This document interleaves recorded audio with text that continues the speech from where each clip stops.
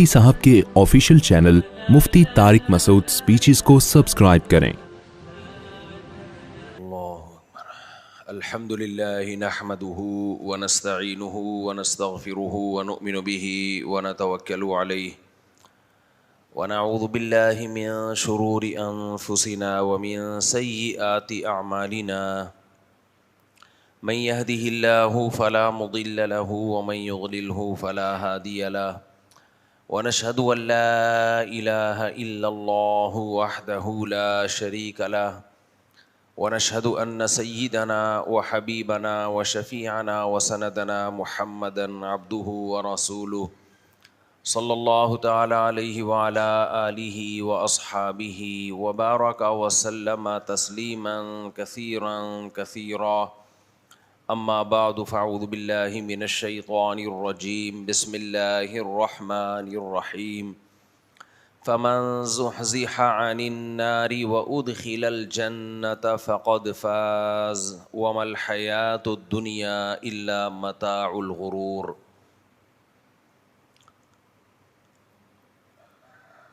قرآن مجید کی ایک آیت تلاوت کی ہے۔ اللہ تعالیٰ سے دعا ہے اللہ تعالیٰ صحیح طرح سے بات کہنے کی، سننے کی، سمجھنے کی اور پھر عمل کی توفیق عطا فرمائے۔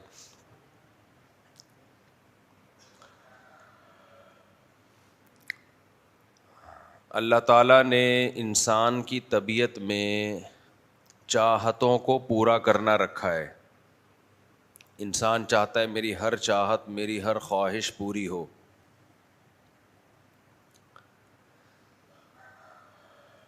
اور جس کی تمام چاہتیں پوری ہوتی ہیں اس کو کامیاب انسان سمجھا جاتا ہے، جو چاہتوں میں ناکام ہو جائے اس کو ناکام انسان سمجھا جاتا ہے۔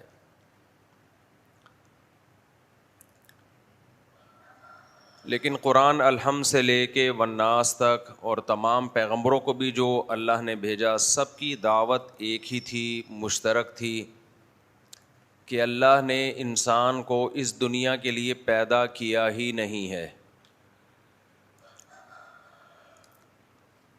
انسان اس دنیا کے لیے نہیں پیدا ہوا، انسان آخرت کے لیے پیدا ہوا ہے۔ اور اللہ اس دعوے کی جو دلیل دیتے ہیں وہ دلیل یہ کہ میں نے تمہیں کسی مقصد کے لیے پیدا کیا ہے، بے مقصد پیدا نہیں کیا۔ دنیا میں کوئی بھی شخص جب کوئی کام کرتا ہے تو اس کام کے پیچھے کوئی ریزن ہوتی ہے، کوئی وجہ ہوتی ہے، کوئی حکمت ہوتی ہے۔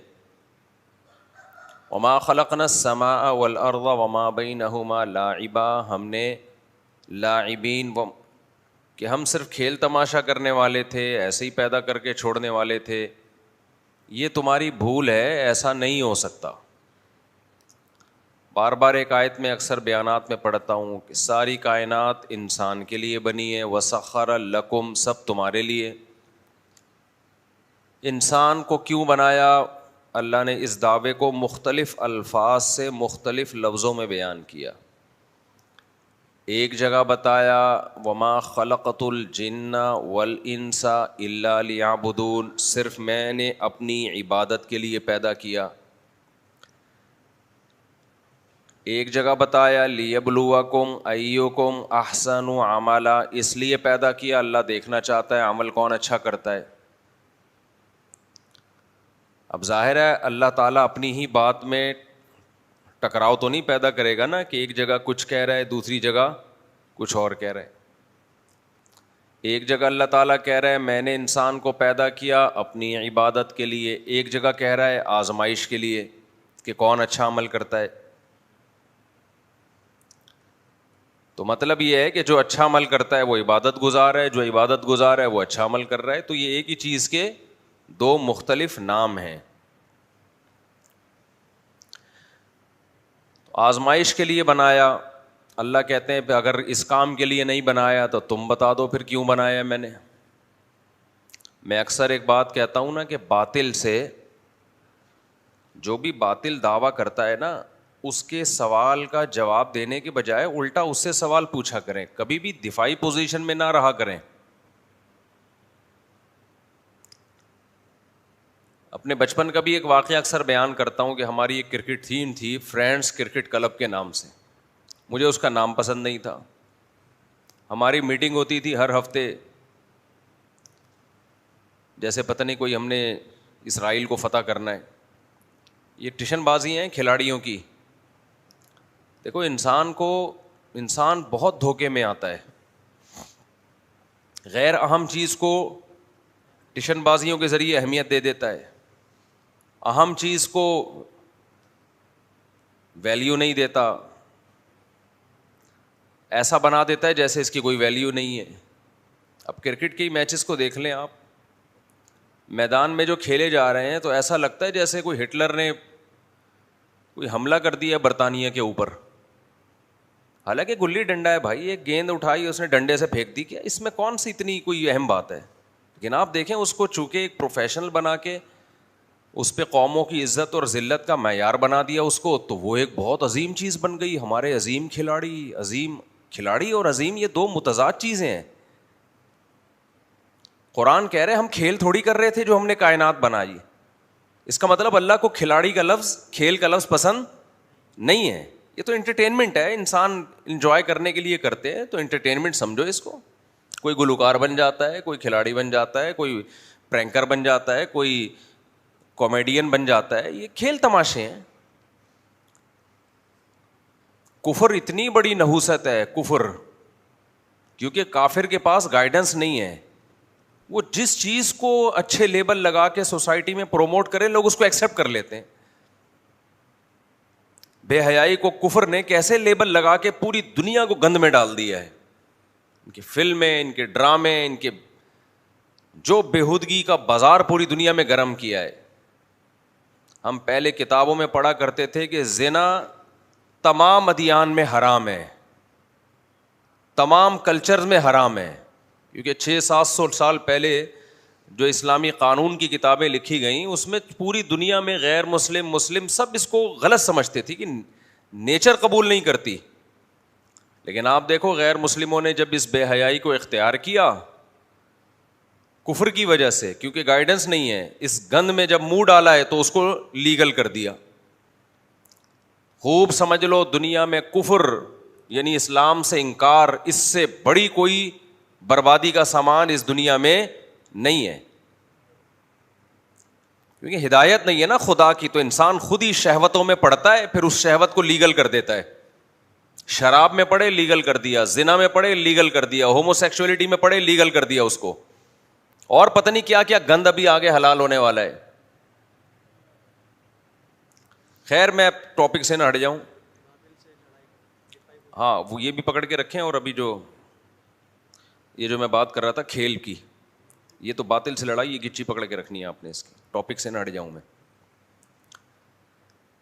تو کھیل کا لفظ اللہ اپنے لیے پسند نہیں کرتا, کہ اللہ کہتے ہیں میں خدا ہو کے میں کیوں کھیل تماشا کروں گا, اس کائنات کو انٹرٹینمنٹ کے لیے بناؤں. اور ہمارے یہاں کھلاڑی کو بڑی ویلیو دی جاتی ہے.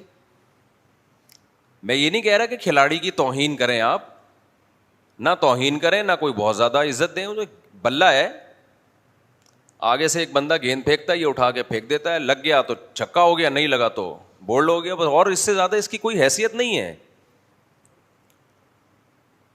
ایسے جذباتی, ایسے فٹ بال کی حیثیت کیا ہے؟ آپ لات سے گیند اٹھا کے ماریں, گول میں پہنچ گئی ٹھیک ہے, نہیں پہنچی تو دائیں بائیں سے ہو کے چلی جائے گی. اس میں کچھ لوگ ایکسپرٹ ہو جاتے ہیں کھیل کھیل کے, کچھ نہیں ہوتے, ہمارے جیسے اناڑی ہوتے ہیں. ابھی کچھ دن پہلے ایک صاحب نے اتنی زور سے فٹ بال کو لات ماری, اس کا اپنا گھٹنا اتر گیا. اناڑی تھا, مجھ سے ملا, وہ کہہ رہا ہے میں نے کہا گھٹنے کو کیا ہوا؟ کہہ رہے ہیں وہ لات ماری تھی اتنی زور سے کہ اپنا ہی گھٹنا اتر گیا وہ. تو میں نے کہا اتنی زور سے نہیں مارنی تھی نا, اتنا مارو جیسے جتنا پٹتے ہو گھر, استغفر اللہ, یعنی جیسے گھر میں لاتے کھاتے ہو. تو خیر, تو ہر چیز جب تک خدا کی رہنمائی نہ ہو ہم صحیح غلط کا فیصلہ نہیں کر سکتے. انسان بہت ٹھوکریں کھاتا ہے. میں نہیں کہہ رہا کھیل نہ کھیلا کریں, کھیل بھی لیں, دیکھ بھی لیں, کوئی جائز کھیل ہے تو دیکھنے میں بھی حرج نہیں ہے, تھوڑا ہلا گلا ہو, خوش ہو بس. اتنا زیادہ نہیں ہے اس کو ویلیو دیں کہ جیسے بیٹسمین ایسا شو مار رہا ہوتا ہے جیسے پتہ نہیں کوئی ابھی اس نے تیسری جنگ عظیم کی بنیاد رکھنی ہے. فوجیں ہوتی ہیں نا میدان میں کھڑی ہوئی دیکھ رہی ہوتی ہیں کہ کہاں حملہ کرنا ہے, تو فوج پہ تو سوٹ کرتا ہے, یہ ملکوں کا مستقبل اس سے وابستہ ہوتا ہے, قتل و غارت ہے, خون گرے گا. لیکن کھلاڑی بھی اسی طرح دیکھ رہا ہوتا ہے, ایسے میدان میں کھڑے ہو کے بلہ گھما رہا ہے اور دیکھ رہا ہے جیسے پلاننگ کر رہا ہے. بھائی چھوڑ بس, تو بس جتنا ہے اتنا ہی رہے بھائی, تو اتنا زیادہ اس کو پلاننگ, جیسے قوم کا بہت بڑا بوجھ اٹھایا ہوا ہے اس نے اپنے سر پہ اوپر, کچھ بھی نہیں اٹھایا ہوا, تکا ہے. اور یہ زیادہ تر کھیلوں میں تو بہت زیادہ ایکسپرٹ ہونے کی بھی ضرورت نہیں ہے, تکیوں پہ زیادہ چل رہے ہوتے ہیں. یہ چھکا لگ گیا تو آؤٹ ہو گیا تو بس. لیکن مذہب کی جب ہدایت نہیں ہے تو بھائی اسی کو باپ بنا لیا ہے, اسی کو کیا بنا لیا ہے, باپ بنا لیا. کھلاڑی کھیل ہے, لاعب عربی میں لعب کھیل کو کہتے ہیں, لہو و لعب, لعب کھیل کو, العوبہ کھلونے کو کہتے ہیں عربی میں جس سے کھیلا جاتا ہے, لعب سے ہی نکلا ہے, لاعب کھلاڑی. تو قرآن کہتا ہے وما کننا لاعبین, ہم کھیل تماشا کرنے والے نہیں تھے, ہم نے اس کائنات کو انٹرٹینمنٹ اور کھیل کے لیے نہیں بنایا کہ ہم انجوائے کریں گے. تو اللہ اپنے لیے یہ تانا پسند نہیں کرتا. بچوں کے لیے یہ تانا ٹھیک ہے, یہ تانا نہیں ہے بلکہ بچوں کے لیے, بچے ہیں چونکہ چھوٹے ہیں. تو اللہ اپنے لیے یہ تانا کیوں پسند نہیں کرتا, اس لیے کہ اللہ اللہ ہے. وہ کیا ہے, وہ اللہ ہے. تو کوئی بھی سمجھدار وہ بھی اپنے لیے کھیل کا تانا پسند نہیں کرے گا. کھیل اگر کھیلنا ہے تو حدیث میں آتا ہے, رسول اللہ صلی اللہ علیہ وسلم نے فرمایا, یہ اور میری بات کی تائید ہو رہی ہے حدیث سے, الا کل لہو باطل, ہر کھیل باطل ہے. ہر کھیل کیا ہے, باطل, ٹائم ویسٹنگ ہے. جس کام کے لیے پیدا کیا آپ اس کام سے اپنے آپ کو ہٹا رہے ہو. فرمایا سوائے 3 کھیلوں کے, تیر اندازی, گھڑ سواری, زوجہ کے ساتھ انسان دل لگی کرے. تو یہ چونکہ ان کے فائدے ہیں تو اس سے پتہ چلتا ہے کہ وہ کھیل جس کا کوئی آؤٹ پٹ ہو, آپ کی صحت اچھی ہو رہی ہو, دماغ آپ کا فریش ہو رہا ہو, تاکہ آپ اس دماغ کو مفید کاموں میں کھپائیں, نہ یہ کہ کھیل ہی میں کھپائیں. میں اس کی ایک مثال دیتا ہوں, اس سے بات سمجھ میں آئے گی کہ اسلام میں کھیل کا فلسفہ ہے کیا. دیکھو, آپ گاڑی کی ٹیوننگ کے لیے گئے میکینک کے پاس, آپ نے کہا اس کی ٹیوننگ کر دو. اس نے کہا بھائی اس گاڑی کا بنیادی مقصد کیا ہے؟ آپ نے کہا چلانا. میں نے سواری کے لیے گاڑی خریدی ہے. ایسا ہی ہوتا ہے نا. تو کہ پھر سواری کرو نا, ٹیوننگ کیوں کر رہے ہو اس کی؟ بھائی ٹیوننگ اس لیے کر رہے ہیں کہ کچرا وچرا آ گیا پلگ میں, تو میں اس لیے اتنا ٹائم لگا رہا ہوں اس کو اس کے مقصد سے ہٹا کے, جو اصل مقصد تھا نا چلانا. آفس کی دیر بھی ہو رہی ہے, مجھے پہنچنا ہے, لیکن صحیح طریقے سے چلتی رہے گی, تھوڑی سی اس کی ٹیوننگ ہو جائے اور سروس ہو جائے. تو یہ ٹیوننگ یا سروس بذات خود مقصد نہیں ہے, لیکن جس مقصد کے لیے گاڑی خریدی ہے اس مقصد میں معین اور مددگار ہے, مدد کا ذریعہ بنے گی. اگر یہ اس کام میں نے ٹائم بچانے کے لیے کہ ٹیوننگ میں اتنا ٹائم خرچ ہوگا, سروس میں اتنا ٹائم خرچ ہوگا, تو چلانے میں ہی لگاؤ, تو وقتی طور پہ تو فائدہ ہو جائے گا, لیکن تھوڑے دن کے بعد ٹھوس ہو جائے گی گاڑی. بالکل انسان کی بھی بات ایسے ہی ہے, انسان کو بھی ٹیوننگ چاہیے. انسان کی ٹیوننگ, گاڑی کی ٹیوننگ صرف مادی ہے, انسان کی روحانی ٹیوننگ بھی ضرورت ہے اور مادی ٹیوننگ کی بھی ضرورت ہے. مادی ٹیوننگ کھانے کے ذریعے ہوتی ہے, ایکسرسائز کے ذریعے ہوتی ہے, نیند کے ذریعے ہوتی ہے. روحانی ٹیوننگ کوئی خوشی کی بات سنے, کوئی دماغ فریش ہو جائے اس کا. سمجھتے ہو کہ نہیں سمجھتے؟ میرے پاس جب بھی کوئی ڈپریشن کے مریض آتے ہیں نا, نفسیاتی, کوئی وہمی, میں ان سے کہتا ہوں بھائی تو لطیفے سنا کر بیٹھ گئے بس, خالی تو چھوڑ دے, وظیفے تو تیرے پہ سوٹ ہی نہیں کرتے, وظیفوں سے اور وہمی ہو جاتے ہیں. خوش رہا کرو. ڈپریشن کے مریض ہیں نا, اگر وہ, اچھا یہ عجیب بات ہے, جو طلبہ پڑھائی میں دل نہیں لگتا وہ کہتے ہیں کچھ وظیفہ بتا دیں پڑھنے کے لیے, تو اس میں دل کیسے لگ جائے گا تیرا؟ حیرت کی بات ہے, جتنی دیر تو نے وظیفہ پڑھنا ہے تو کتاب پڑھ لے بیٹھ کے بھائی. تو عجیب ہی شیطان نے پتہ نہیں کیا دماغ میں وہ گھسا دیا ہے. تو وظیفہ کا میں منکر نہیں ہوں, اللہ کا ذکر تو کسی بھی طرح سے کیا جائے ٹھیک ہے, لیکن وہمی آدمی جب زیادہ اس طرح کرے گا تو اس کا وہم کم نہیں ہوتا بلکہ بڑھتا ہے. اپنی دماغ کو فوکس کر رہا ہے نا ایک جگہ. یا ڈپریشن کے مریضوں کی ڈپریشن بڑھتی ہے. ڈپریشن کے مریض کا علاج تو یہ ہے کہ بھائی اصل تو علاج ہے دنیا کو مسافر خانہ سمجھے. وہ جب تک نہیں سمجھے گا ڈپریشن دور ہو ہی نہیں سکتی. اور ظاہری طور پر یہ ہے کہ تھوڑا خوش رہا کرے, وہ 4 شادیوں کی باتیں کیا کرے نہیں. ڈپریشن کا مریض کرے گا تو مر جائے گا. اگر ڈپریشن کے مریض نے 2 شادیاں بھی کر لی نا, مرا, وہ گیا کام سے. تو لیکن باتیں کیا کرے وہ, جیسے آپ لوگ باتیں سن کے خوش ہوتے ہیں, کرتے ورتے نہیں ہیں. یہ مجھے شکایت ہے کہ جو آپ میں سے ڈپریشن کے مریض نہیں ہیں وہ تو کریں نا کم از کم, وہ بھی نہیں کر رہے.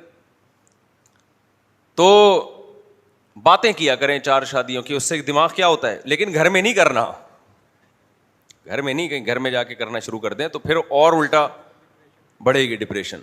خیر, تو اللہ تعالیٰ نے, آپ بتائیں, میں کہہ رہا تھا باطل جو ہے نا, باطل جب بھی کوئی اعتراض کیا کرے تو بجائے اس کا جواب دینے کے, اپنا ٹائم ویسٹ کرنے کے, الٹا اس سے سوال کر لیا کریں. اس کی میں مثالیں دیتا رہتا ہوں, اور جو بیان میں کر رہا ہوں اس میں بھی اس کی ایک مثال دوں گا. کہ اکثر لوگ آتے ہیں نا موٹ پٹانگ قسم کے سوال پوچھ رہے ہوتے ہیں, آپ ان کا جواب دیتے رہو, پھر وہ ایک سوال کریں گے, پھر جواب دو گے. دیکھو ایک اصول ہمیشہ یاد رکھو, دنیا میں ہر سوال کا جواب کسی کے پاس نہیں ہوتا, ہر اعتراض کا جواب بھی کسی کے پاس نہیں ہوتا. اگر آپ اعتراضات کرنا شروع کرو تو 2 اور 2 4 کی طرح جو ثابت شدہ چیزیں ہیں نا ان پہ بھی اعتراضات کھڑے ہو جائیں گے. مثال کے طور پر آپ تعارف کروا رہے ہیں, میرے والد صاحب ہیں, یہ میری والدہ ہے. اگلا اسی پہ بحث کرنے آ جائے نا تو آپ کے پاس جواب نہیں. وہ کہیں گے اس کی کیا دلیل ہے, یہ آپ کی والدہ ہیں اور یہ آپ کے ابا ہیں. آپ کہو گے کہ کیا دلیل ہے بھائی, ساری دنیا کو پتا ہے میرے ابا ہیں اور یہ میری اماں ہیں. اچھا, اس کا مطلب ساری دنیا جھوٹ بولے تو مان لو گے؟ سمجھ رہے ہو, ساری دنیا جھوٹ بولے تو مان لو گے. پھر آپ دلیل دے رہے ہو, نہیں بھائی ساری دنیا جھوٹ کیوں بولے گی, اس میں کیا مفاد ہے. بلکہ وہ اعتراض کرے گا, ساری دنیا سے سنا ہے تم نے تو محلے والوں سے سنا ہے, اپنے رشتے داروں سے سنا ہے, یہ تمہارے ابا, یہ تمہاری امی. آپ جو بھی جواب دیں گے آگے والا ایک نیا سوال کھڑا کر دے گا. تو اس کا طریقہ یہ ہے ہی نہیں. آپ بولو اس کی کیا دلیل ہے, یہ تیرا باپ ہے, یہ تیری ماں ہے, تو اس کی دلیل لے آ تو میں اس کی بھی دلیل لے آؤں گا. اور جتنے اعتراضات وہ آپ کے ابا ہونے پہ کر رہے ہیں نا, وہ سارے اس کے ابا ہونے پہ کر دو. ہو سکتا ہے وہ پہلے سے تیاری کر کے بیٹھا ہو, ڈی این اے رپورٹ لایا ہو. کچھ ایسے بھی ہوتے ہیں شرارتی, ان کو پتا ہے کہ یہ الٹا مجھ سے پوچھے گا, تو آپ نے بالکل شرمندہ نہیں ہونا. وہ لے آیا ڈی این اے رپورٹ کی, یہ میرے ابا ہیں, یہ میری اماں ہیں. آپ بولو اس کی کیا دلیل ہے کہ یہ صحیح ہے, یہ رپورٹ کیا ہے, صحیح ہے. وہ کہے گا یہ اتنا بڑا ہاسپٹل ہے. آپ بولو اس کی کیا دلیل ہے کہ اتنا بڑا ہاسپٹل ہوتا ہے وہ ہمیشہ صحیح کہتا ہے, جو چھوٹے ہاسپٹل ہوتے ہیں وہ جھوٹ بولتے ہیں, اتنے بڑے ہاسپٹل ہمیشہ صحیح کہتے ہیں. اس کی کیا دلیل ہے؟ نہیں آئی بات میرا خیال ہے. تو کچھ چیزیں طے شدہ ہوتی ہیں, ان کو ماننا پڑتا ہے کہ یہ ٹھیک ہیں. پھر اگر ان پہ کوئی اعتراض ہو, اس کا آپ کے ذہن میں جواب نہ ہو, تو انسان یہ کہہ دیتا ہے اس وقت ذہن میں جواب نہیں ہے, دیکھ کے بتاؤں گا. اس سے اس دعوے کا, اس چیز کا غلط ہونا ثابت نہیں ہوتا اگر آپ کو جواب نہیں آتا. اسلام ایک طے شدہ حقیقت ہے, اسلام کے علاوہ کوئی مذہب ہے ہی نہیں. اب اگر اسلام پہ کوئی اعتراضات اٹھ رہے ہیں تو ہو سکتا ہے کچھ اعتراضات کے آپ کو جواب ذہن میں ہو, کچھ کے جواب ذہن میں نہ ہو, لیکن اس کا یہ مطلب تھوڑی ہم اسلام کو چھوڑ دیں. بھائی سوال پیدا ہوتا ہے اسلام چھوڑ دیں تو آلٹرنیٹ کیا ہے, آپ بتاؤ.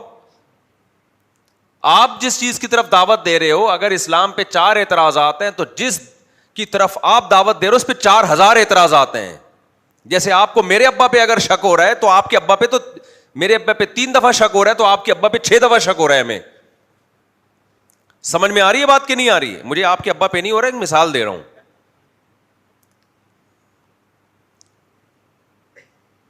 تو طے شدہ چیزیں جو ہوتی ہیں نا, طے شدہ چیزیں, اس میں یہ نہیں ہوتا کہ اشکالات اس کو. اچھا, طے شدہ چیزیں کسے کہتے ہیں؟ آپ کیسے کہہ سکتے ہیں آپ نے یہ طے کر لیا ہے کہ یہ میرے ابا ہیں؟ طے شدہ چیز اس کو کہتے ہیں دنیا میں کچھ اصول پوری دنیا میں متفق ہیں, ساری دنیا نے مانے ہوئے ہیں. خوب سمجھ لو, کہ جو چیز خبر سے ثابت ہوگی, نیوز جسے کہتے ہیں, تو اگر وہ خبر واحد ہے, 2-4 آدمی بیان کر رہے ہیں, تو اگر وہ سچ جھوٹے نہیں ہیں اور اس خبر کے بیان کرنے میں ان کا کوئی مفاد نہیں ہے, تو اس خبر کو مان لینا واجب ہے, اگرچہ اس کے جھوٹے ہونے کا امکان ہوتا ہے, لیکن اس کو جھوٹا قرار دینا ہٹ دھرمی اور ضد ہے. یہ ایک اصول ہے, بہت اہم اصول ہے, اللہ کرے یہ کھوپڑی شریف میں آ جائے. ایک صاحب تھے بڑے ملحد قسم کے, لبرل قسم کے, مجھے کہنے لگے کہ یہ مسلمانوں نے عربی زبان کی حفاظت کی ہوئی ہے, یہ صرف مذہب کے چکر میں, اب دیکھو یہودیوں نے بھی قوم کو ٹینشن میں ڈالا ہوا ہے, اپنی عبرانی زبان کو محفوظ رکھا ہوا ہے. یعنی مذہبی لوگ نا اتنی, اب جو زبان دنیا میں رائج ہے نہیں, عربی تو خیر 20 ملکوں کی زبان ہے, عبرانی بہت کم ہے, تو یہودیوں نے خام خام اپنے بچوں کو پریشان کیا ہوا, عبرانی سکھاتے ہیں. یعنی وہ مذہب کو وہ کر رہے تھے کہ یہ یہودی, عیسائی, اسلام سب ایسے ہی ہیں معاذ اللہ. میں نے ان سے کہا, میں نے کہا بھائی دنیا میں 3 ہی قومیں ہیں بڑی, یہودی, عیسائی اور اسلام, اور ان کی ٹوٹل آبادی ملا کے دیکھی جائے نا تو آدھی آبادی سے زیادہ یہی ہیں, اور یہ تینوں اس بات کو مان رہے ہیں کہ پیغمبر دنیا میں آئے تھے, ابراہیم بھی آئے, یعقوب بھی آئے, اسحاق بھی آئے, موسیٰ بھی آئے, اور مذہب سے جنونی حد تک محبت کرتے ہیں یہ لوگ. بائبل اب تک ہے, بے شک تحریف شدہ ہو, لیکن نام بہرحال باقی ہے, اور ساری تحریف شدہ بھی نہیں ہے. ابھی تک چرچ کھلے ہوئے ہیں, جاتے ہیں دنیا, یہودیوں کے عبادت خانے کھلے ہوئے ہیں, وہ اسرائیل پر قبضے کی کوشش کر رہے ہیں کہ جی سلیمان علیہ السلام نے بنایا تھا, پھر مسلمان بھی مانتے ہیں ایسا ہوا تھا. تو یہ دنیا کی اتنی بڑی قوم غلط چیز پہ جمع نہیں ہو سکتی. غلط کا مطلب کہ ایسی چیز جس کا سرے سے کوئی وجود ہی نہ ہو. جھوٹ بول کے اتنی بڑی قوم کو پریکٹیکلی عملی دنیا میں نہیں لایا جا سکتا.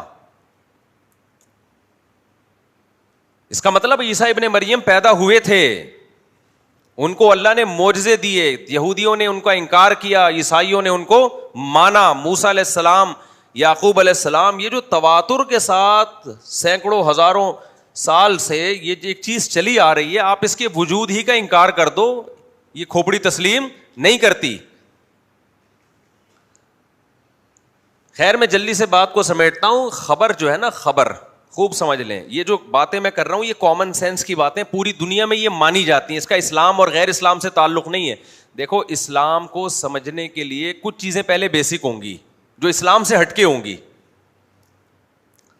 اسلام سے ہٹ کے ہوں گی نا یار, کیسے سمجھائیں. دیکھو میں نے عدالت میں یہ دعویٰ کیا کہ یہ سچا آدمی ہے, جھوٹ نہیں بولتا. عدالت کہتی ہے دلیل لے کر آؤ, اس کے گواہ لے کر آؤ جو یہ بتائیں. میں اسی کو گواہ بنا کے پیش کر دوں کہ یہ کہہ رہا ہے میں جھوٹ نہیں بولتا, یہ گواہی معتبر ہوگی؟ ہم نے جب یہ ثابت کرنا ہے کہ اسلام سچا مذہب ہے تو اسلام ہی کو پیش کر سکتے ہیں کیا ہم؟ کیا ہو گیا بھائی؟ تو اسلام کے علاوہ کیوں پیش کرنا پڑے گا نا. تو اسلام کے علاوہ کیا ہے؟ وہ کامن اصول ہیں پوری دنیا کے. تو پوری دنیا میں ایک کامن اصول ہے, یہ میں اور آسان کر کے سمجھاتا ہوں میں کہنا کیا چاہ رہا ہوں. میرا ایک دفعہ مناظرہ ہو رہا تھا جماعت المسلمین والوں سے, وہ یہ کہہ رہے تھے یہ امت اور امت کچھ بھی نہیں ہوتی نا, بس قرآن حدیث. میں نے کہا اگر آپ امت کو سائڈ پہ رکھ دیتے ہو کہ امت گمراہی پہ جمع ہو سکتی ہے, تو آپ کے پاس اس قرآن کے قرآن ہونے کی کیا دلیل ہے؟ جب بھی کوئی نیا فرقہ آتا ہے نا, یہ شو کرتا ہے کہ یہ ٹھیک ہے, باقی سارے اب تک پکوڑے بیچ رہے تھے, ان کو کچھ بھی پتا نہیں ہے. جتنے بھی یہ نئے نئے اسکالرز جو آ رہے ہیں نا, ان میں سے کسی سے بھی آپ پوچھیں 10 ایسے علماء کے نام بتاؤ جو برحق ہیں آج کے دور میں, وہ 10 کے نام بھی نہیں گنوا سکتے. وہ کہتے ہیں سارے غلط ہیں, حالانکہ امت گمراہی پہ جمع نہیں ہو سکتی. تو میں نے ان سے کہا کہ جماعت المسلمین والوں سے کہ آپ نے 1975 میں جماعت المسلمین کی بنیاد رکھی ہے, اس سے پہلے تو اس ٹائپ کی کوئی جماعت تھی نہیں, تو سارے غلط تھے اس کا مطلب, اور امت گمراہی پہ جمع نہیں ہو سکتی. کہہ رہے ہم قرآن کو مانتے ہیں. میں نے کہا قرآن کو ماننے کے لیے ضروری ہے پہلے امت کو مانو آپ, ورنہ یہ اس کی کیا دلیل ہے کہ یہ وہی قرآن ہے جو ہمارے نبی پہ نازل ہوا تھا؟ ہو سکتا ہے امت نے گمراہی پہ جمع ہو, قرآن ہی چینج کر دیا ہو. کیا ہو گیا میرے بھائی؟ بھائی ہو سکتا ہے یہ وہ والا نہ ہو ایم علاقے کوئی دور میں ہوا ہو, بادشاہ سلامت نے آرڈر جاری کیا, سارے مولوی بک گئے, جیسے یہ لوگ کہتے ہیں سارے بکے ہوئے مولوی ہیں, تو آج تھوڑی ہو سکتا ہے پہلے ہی بک گئے ہوں. ارے یہ جو نئے نئے اسکالرز آ رہے ہیں یہ زبان سے نہیں کہتے, لیکن عمل سے تو اور ان کی تقریروں سے یہی پتہ چلتا ہے کہ یہ ٹھیک ہیں اور سارے کیا ہیں, غلط ہے نا. تو سارے بکے ہوئے ہیں اور سب 2 نمبر اور یہ سب وغیرہ وغیرہ. تو میں نے کہا کہ یہ جو قرآن آپ کو جن لوگوں نے دیا ہے یہ امت, اس کی کیا دلیل ہے کہ وہی قرآن؟ انہوں نے کہا یہ تو دلیل یہ ہے کہ لا ریب فیہ, قرآن کہہ رہے اس کتاب میں کوئی شک نہیں ہے. میں نے کہا اس کا مطلب ہم بھی کوئی کتاب لکھتے ہیں اس کے اندر لا ریب فیہ لکھ دیتے ہیں کہ اس میں کوئی شک نہیں ہے, تو کیا وہ بھی شک سے بالاتر ہو جائے گی؟ پہلے اس آیت کا تو اللہ کا کلام ہونا ثابت کرو نا میرے بھائی. ابے کیا ہو گیا آپ لوگ کو بھائی؟ پہلے یہ ثابت کرو کہ یہ آیت بھی اللہ نے کہی ہے اور لا ریب فیہ اسی یہی والے قرآن کے بارے میں کہی ہے جو میرے ہاتھ میں ہے. یہ کہاں سے ثابت ہوگا؟ ہو سکتا ہے اللہ نے کہی ہو لیکن کسی اور کے بارے میں کہی ہو, آپ نے اٹھا کے ادھر لگا دی. پھر وہ کہنے لگے انا نحن نزلنا الذکر وانا لہ لحافظون, قرآن کہتا ہے ہم نے نازل کیا, ہم اس کی حفاظت کریں گے. میں نے کہا ٹھیک ہے, کسی انگلش کتاب میں آپ لکھ دو ہم نے نازل کیا ہم حفاظت کریں گے, تو کیا وہ غیر محفوظ کتاب ہو گئی؟ ابے پہلے یہ تو ثابت کرو یہ آیت کس نے نازل کی ہے؟ اللہ نے, کہ ہم حفاظت کریں گے اس کی.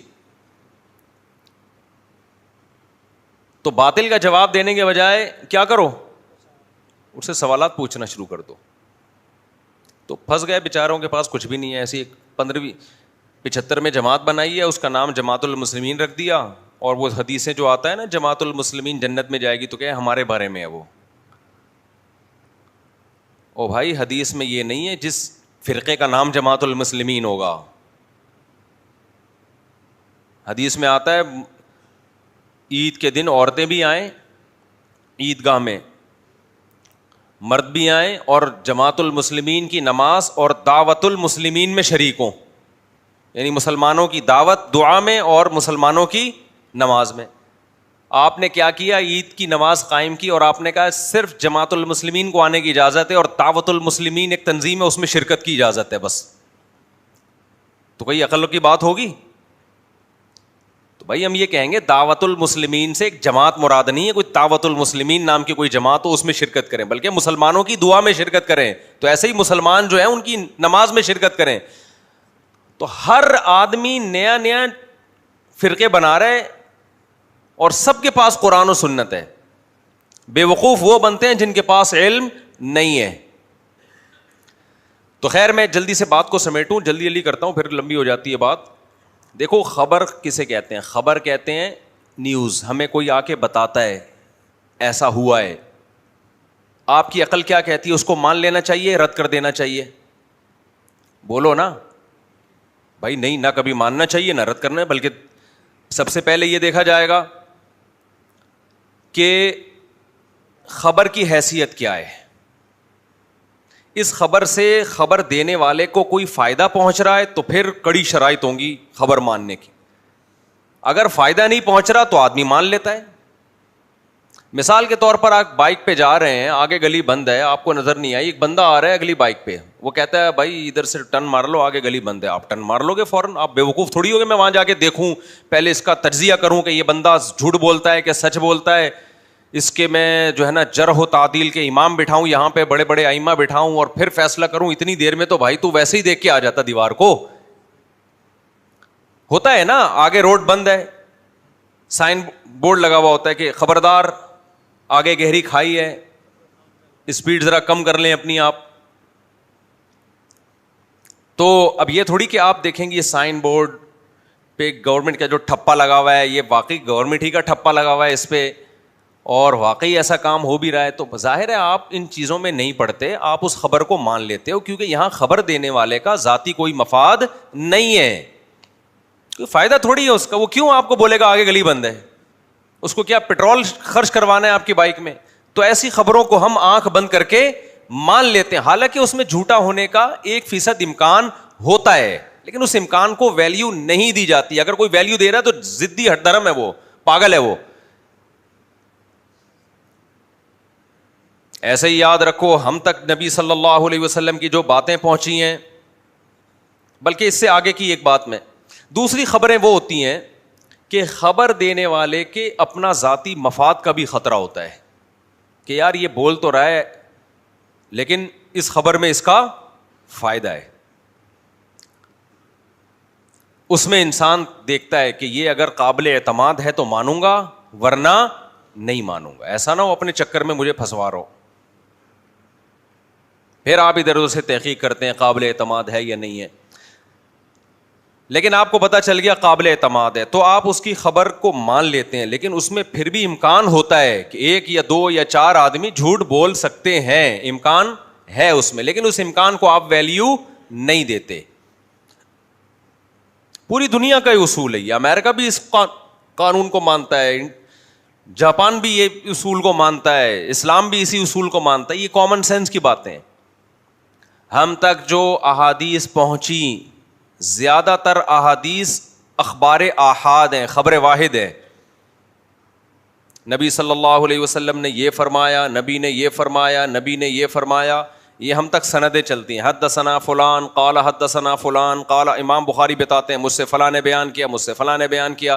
امام ترمذی, امام ابو داؤد, ابن ماجہ, مسلم, یہ سارے محدثین ایک سند پیش کرتے ہیں, مجھ سے فلاں نے بیان کیا, مجھ سے فلاں نے بیان کیا, مجھ سے فلاں نے بیان کیا, اور نبی صلی اللہ علیہ وسلم نے یہ فرمایا. یہ بھی نیوز ہے, یہ بھی کیا ہے, یہ بھی خبر ہے. اس کے بھی وہی اصول ہوں گے جو کامن سینس کے اصول ہیں. اسلام نے الگ سے اس کو قبول کرنے کے کوئی اصول نہیں بیان کیے. کیا اصول ہے بھائی؟ نبی پہ اس بات کا امکان تھا کہ کوئی بندہ جھوٹ بھی بول سکتا ہے اپنے فائدے کے لیے, کیونکہ اس زمانے میں حدیث جب کوئی بیان کرتا اس کی بڑی ویلیو تھی. لہذا محدثین نے اصول بنایا کہ جب تک کسی شخص کے سچا ہونے کا قوی امکان نہ ہو اس وقت تک اس کی حدیث کو نہیں لیا جائے گا, تاکہ کوئی جھوٹ نہ بول دے نبی پہ. لہذا ہم جب دیکھتے ہیں حدثنی فلان حدثنی فلان, ان تمام فلان کا اسماء الرجال میں تجزیہ کرتے ہیں, تو ان کے اس دور کے لوگوں کے تبصرے پڑھتے ہیں, فلاں نے اس کے بارے میں کیا کہا, فلاں نے کیا کہا, فلاں نے کیا کہا.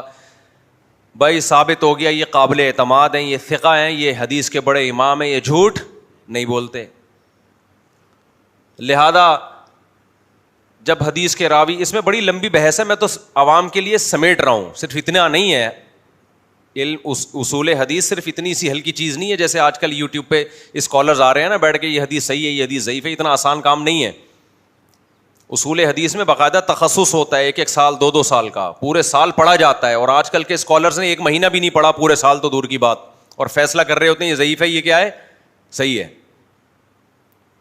ان کو اصول حدیث کی الف بے نہیں پتا. آپ ان سے پوچھ لیں حدیث صحیح کی تعریف بتاؤ, وہ نہیں پتا ہے. اردو کتابیں دیکھی ہوئی ہیں اور مجتہد بنے ہوئے ہیں اور کہہ رہے ہیں یہ ابو حنیفہ شافعی ان کو فالو کرنے کی ضرورت نہیں ہے, اب اسلام آ گیا, اب اوریجنل اسلام. حالانکہ ایک عربی عبارت نہیں پڑھ سکتے وہ. عربی سیکھنے میں ہی 2 سال لگتے ہیں. مجھے عربی گرامر پڑھنے میں 2 سال لگے ہیں, اور ٹوٹل عربی گرامر ہی پڑھی ہے ہم نے اس دوران. اور کتنی پڑھی ہے یہ میں اس لیے کہہ رہا ہوں کہ جو آج کل لوگ مولوی کہتے ہیں ان کو آتا واتا کچھ نہیں ہے. ہم جب مدرسے میں گئے تو صبح 7 بجے سے کلاسیں شروع ہوتی تھیں عربی گرامر کی, اور عصر سے مغرب چھٹی, دوپہر 1.5-2 گھنٹے کا قیلولہ, اور اس میں کھانے کا ٹائم نکال لیں, اور رات 11 بجے چھٹی. سارا دن پڑھتے ہی رہتے تھے. 2 سال صرف کیا پڑھی ہے, عربی گرامر. عربی زبان, عربی گرامر دنیا کی مشکل ترین گرامر میں سے ایک گرامر ہے. اور پھر صرف گرامر پڑھنے سے نہیں آ جاتی زبان, صرف گرامر پڑھنے سے نہیں آ جاتی. اس کے بعد پھر سارا سلیبس عربی میں ہے. وہ پھر آپ وہ کتابیں جب عربی میں پڑھتے ہو, ہم نے دور حدیث تک مجھے نہیں یاد پڑتا کبھی کوئی اردو کتاب ہم نے دیکھی ہو. سارا سلیبس عربی میں ہے, کیونکہ قرآن و سنت عربی میں ہے, فقہ عربی میں ہے, اسلامی قانون عربی میں ہے.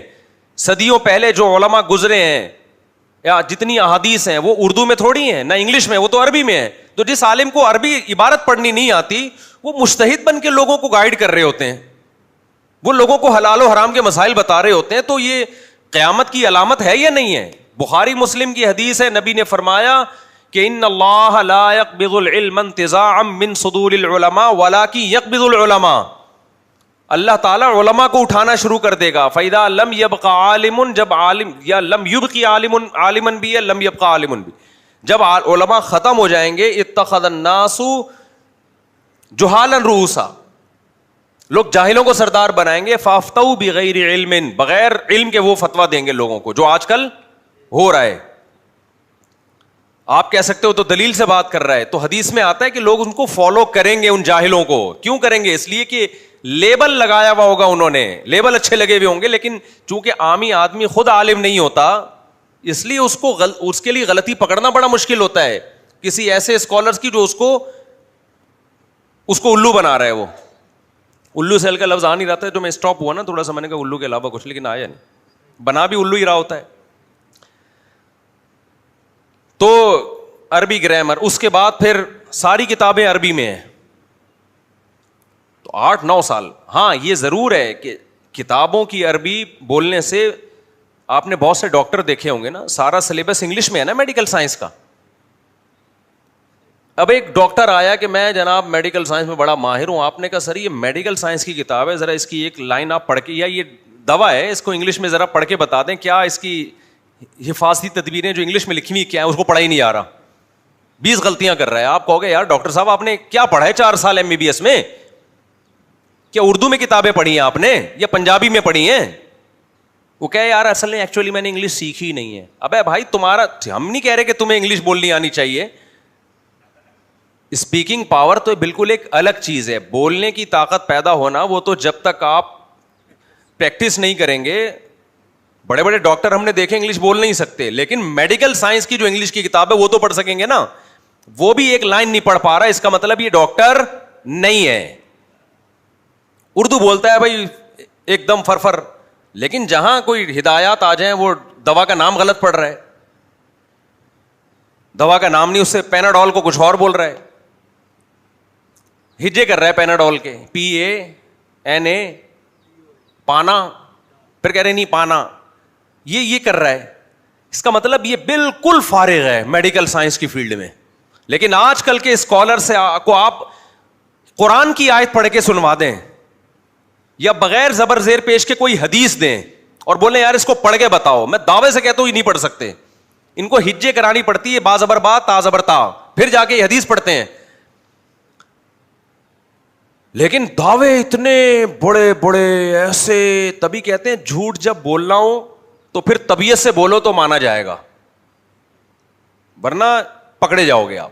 تو یہ جو نئے نئے اسکالرز آ رہے ہیں نا, یہ جھوٹ تھوڑا نہیں بولتے, یہ بولتے ہیں بہت بڑا, بولتے ہیں بہت بڑے بڑے دعوے کرتے ہیں کہ میرے جیسا کوئی بھی نہیں ہے, اور میں جب بات کرتا ہوں قرآن کوئی بھی کر ہی نہیں سکتا یہ بات. تو یہ اتنا بڑا جھوٹ ان کو اس لیے بولنا پڑتا ہے کہ جب آپ دلائل کی دنیا میں خالی ہوتے ہو, علم کی دنیا میں فارغ ہوتے ہو, تو پھر چھوٹا جھوٹ, پھر کانفیڈنس کے ساتھ جھوٹ بولو آپ. وہ بالکل وہی ہے کہ ایک آدمی گاؤں میں تھا, تو کسی نے آ کے بتایا تیری بیوی بیوہ ہو گئی ہے.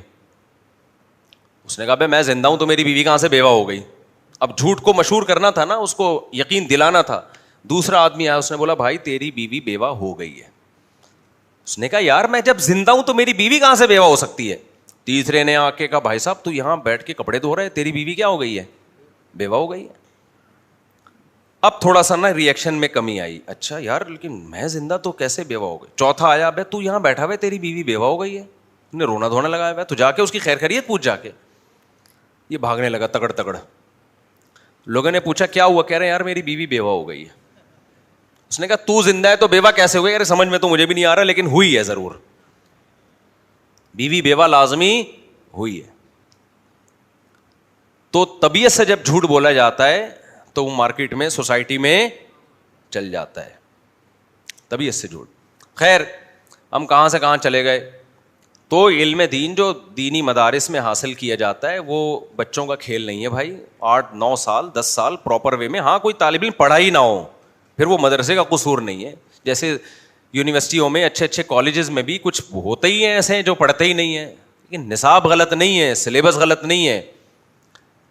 تو پراپر وے میں جب تک آپ پڑھتے نہیں ہو آپ اس قابل نہیں بنتے کہ آپ لوگوں کو فتویٰ دے سکو. ہر مسئلہ ہر پاگل سے پوچھا جا رہا ہے آج کے دور میں.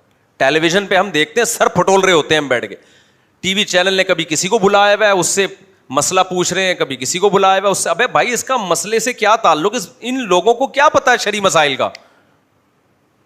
لیکن ٹیلی ویژن یا چینل والے بس رینکنگ دیکھتے ہیں کہ کن لوگوں کو زیادہ سنا جا رہا ہے تو بس انہیں کو باپ بنا لو. یہ بالکل ایسا ہی ہے جیسے وہ دو آدمی تھے نا, ایک گرو اور چیلا. وہ گئے کسی ایسے کنٹری میں, گرو نے بولا کہ وہ چیلا بڑا ہوتا ہے نا, یا گرو بڑا ہوتا ہے, ہندوؤں میں ہوتا ہے نا گرو. تو گرو نے کہا اس ملک میں چلتے ہیں وہاں انصاف بہت ہے. تو چیلے نے بولا حضور نہیں چلے, وہ صحیح ملک نہیں. انہوں نے کہا نہیں انصاف بہت ہے, سب کو ایک جیسا وہاں سب کے ساتھ معاملات ہوتے ہیں. چلے گئے جی, دیکھا وہاں ایکویلٹی کی بیس پہ سب کے ساتھ ایک جیسا سلوک ہو رہا ہے, سب برابر ہیں بھائی, کوئی مرد اور عورت کا فرق نہیں, امیر غریب کا فرق نہیں, سب, کوئی بادشاہ نہیں, کوئی وزیر نہیں, سب ایک جیسے. تو یہ گیا کہ پھانسی ہو رہی تھی کسی کو, مجرم کو. جو مجرم تھا نا اس کی گردن بہت موٹی تھی, پھندے میں آ نہیں رہی تھی. تو جلاد نے بولا کہ گردن پھندے میں اس کی آ نہیں رہی ہے, لیکن چونکہ ہمارے ہاں مساوات ہے تو جس کی آ رہی ہے اس کو لٹکا دو. کیا خیال ہے؟ اس کی آ نہیں رہی تو سب مسلمان بھائی بھائی ہیں نا, سب انسان, ہیومن رائٹس, انسانیت. تو دیکھا گرو کی آ رہی تھی, ٹھیک ہے نا, وہ چیخ رہا ہے مجھے کیوں لٹکا رہے. انہوں نے بولا بھائی ہمارے یہاں مجرم اور غیر مجرم میں کوئی فرق نہیں, اگر اس کی گردن نہیں آ رہی تو پھر جس کی آ رہی ہے تجھے لٹکا دیتے ہیں. وہ جان چھڑا کے بھاگا. اس نے بولا بھائی ایسی مساوات سے میری توبہ. تو ٹیلی ویژن میں بھی یہی ہو رہا ہے کہ صحیح اسکالر یا تو ٹی وی والوں کو لفٹ نہیں کرا رہے ہوتے یا ان کو مل نہیں رہے ہوتے, تو جو مل رہا ہوتا ہے, جس کی رینکنگ زیادہ ہوتی ہے, اس کو باپ بنا کے پیش کر دیتے ہیں. ان سے مسائل پوچھے جا رہے ہیں جی, اور اب پھینکے جا رہے ہیں, حدیثوں کے ترجمے غلط کر رہے ہیں. کس کو انسان بیٹھ کے ایکسپوز کرے کہ یار یہ غلط ترجمہ ہو رہا ہے, یہ حدیث کا یہ مفہوم نہیں ہے, یہ اپنی طرف سے لایا ہے, یہ حدیث ہی نہیں ہے. بعض اوقات حدیث ہی نہیں ہوتی. ابھی کچھ دن پہلے ایک اسکالر نے کیا کیا, وہ ایک عالم کی کتاب میں کہا کہ اس عالم نے یہ کتاب لکھی, اسکرین شاٹ بھی دکھایا, یہ دیکھو کیا یہ مولانا کیا بکواس کر رہے ہیں. حالانکہ اس اصل کتاب میں وہ عبارت ہی نہیں ہے. سمجھ میں آ رہی ہے بات؟ اصل کتاب میں وہ ہے ہی نہیں, وہ چیز ہی نہیں ہے. اس نے پتہ نہیں کہاں سے لا کے کسی نے غلط عبارت لکھ کے نا چھاپ دی تاکہ فلاں کسی بزرگ کو بدنام کیا جا سکے, اور اس کی فوٹو کاپی نیٹ پہ ڈال دی. جب اصل کتاب میں دیکھا گیا تو وہ ہے ہی نہیں, اور وہ اسکالر صاحب یہ دیکھو یہ لکھا ہے. پھینکے جاؤ بھائی. بخاری مسلم کی یہ حدیث یاد رکھیں, نبی نے فرمایا قرب قیامت میں علماء کو اللہ اٹھائے گا اور جاہلوں کو کیا کریں گے, سردار بنائیں گے. یہ ہو رہا ہے. خیر ہم چلتے ہیں, وہ ہم مثال بیان کر رہے تھے کہ باطل کے سوال کا جواب دینے کے بجائے الٹا باطل سے سوال پوچھنا شروع کر دیں. تو میں جو خبر کی جو مثال دے رہا تھا نا کہ خبر واحد خبر متواتر, وہ میں کسی وجہ سے دے رہا تھا. جو میرا بیان ہے نا آج اس کا اس سے بہت گہرا تعلق ہے, جو میں ٹاپک لے کے چلا ہوں. آپ کہیں گے اس کا کیا تعلق ہے, وہ میں جوڑوں گا آپس میں. تو دیکھو ایک خبر وہ ہوتی نبی صلی اللہ علیہ وسلم کی جیسے احادیث ہیں, ان خبروں کے بارے میں خوب ذہن میں سمجھیں. جو احادیث ہیں یہ بھی نیوز ہیں, یہ بھی خبر ہیں, تو ان کا بھی وہی اصول ہے جو عام خبروں کا اصول ہے. امام ابو حنیفہ کی رائے یہ ہے کہ حدیث سے جو خبر واحد ہے اس سے عقیدہ ثابت نہیں ہوتا. ایک صاحب اعتراض کرنے لگے, واہ واہ واہ واہ واہ, نبی کی بات سے عقیدہ ثابت نہیں ہوگا. میں نے کہا آپ کو امام ابو حنیفہ کی باتیں سمجھ میں نہیں آ رہی, نبی کی باتیں کہاں سے سمجھ میں آئیں گی آپ کو, سینس ہی نہیں ہے بھائی. جب ہم تک خبر واحد کے ذریعے کوئی حدیث پہنچتی ہے تو وہ خبر واحد نا. عقیدے کے لیے ضروری ہے جو بیسک عقائد ہیں, ہر عقیدے کی بات نہیں ہے, جو بیسک عقائد ہیں ان کے ضروری تواتر کے ساتھ ثابت ہو. کیونکہ عقیدہ کہتے ہیں ایسا جو بیسک اسلام کے عقیدے ہیں جس میں خطا کا امکان نہ ہو, اور خبر واحد میں غلطی کا امکان ہوتا ہے.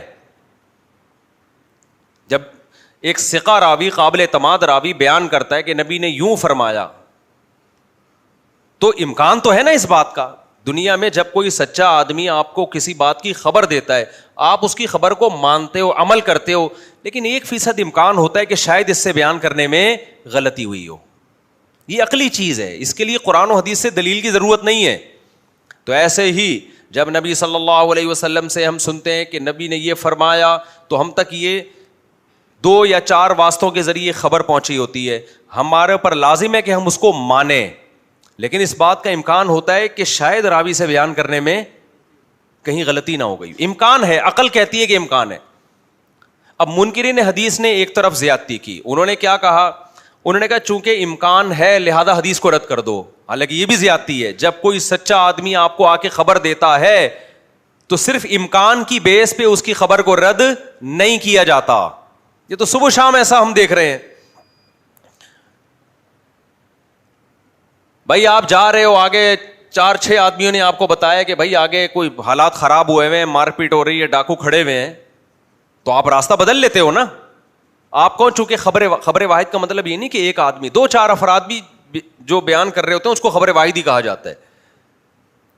تو آپ اس خبر کی بیس پہ احتیاط کرتے ہو, اپنا راستہ بدل لیتے ہو. حالانکہ امکان ہوتا ہے کہ ایسا نہ ہو, ایسی بیوقوف بنا رہے ہو, لیکن اس امکان کو انسان ویلیو نہیں دیتا.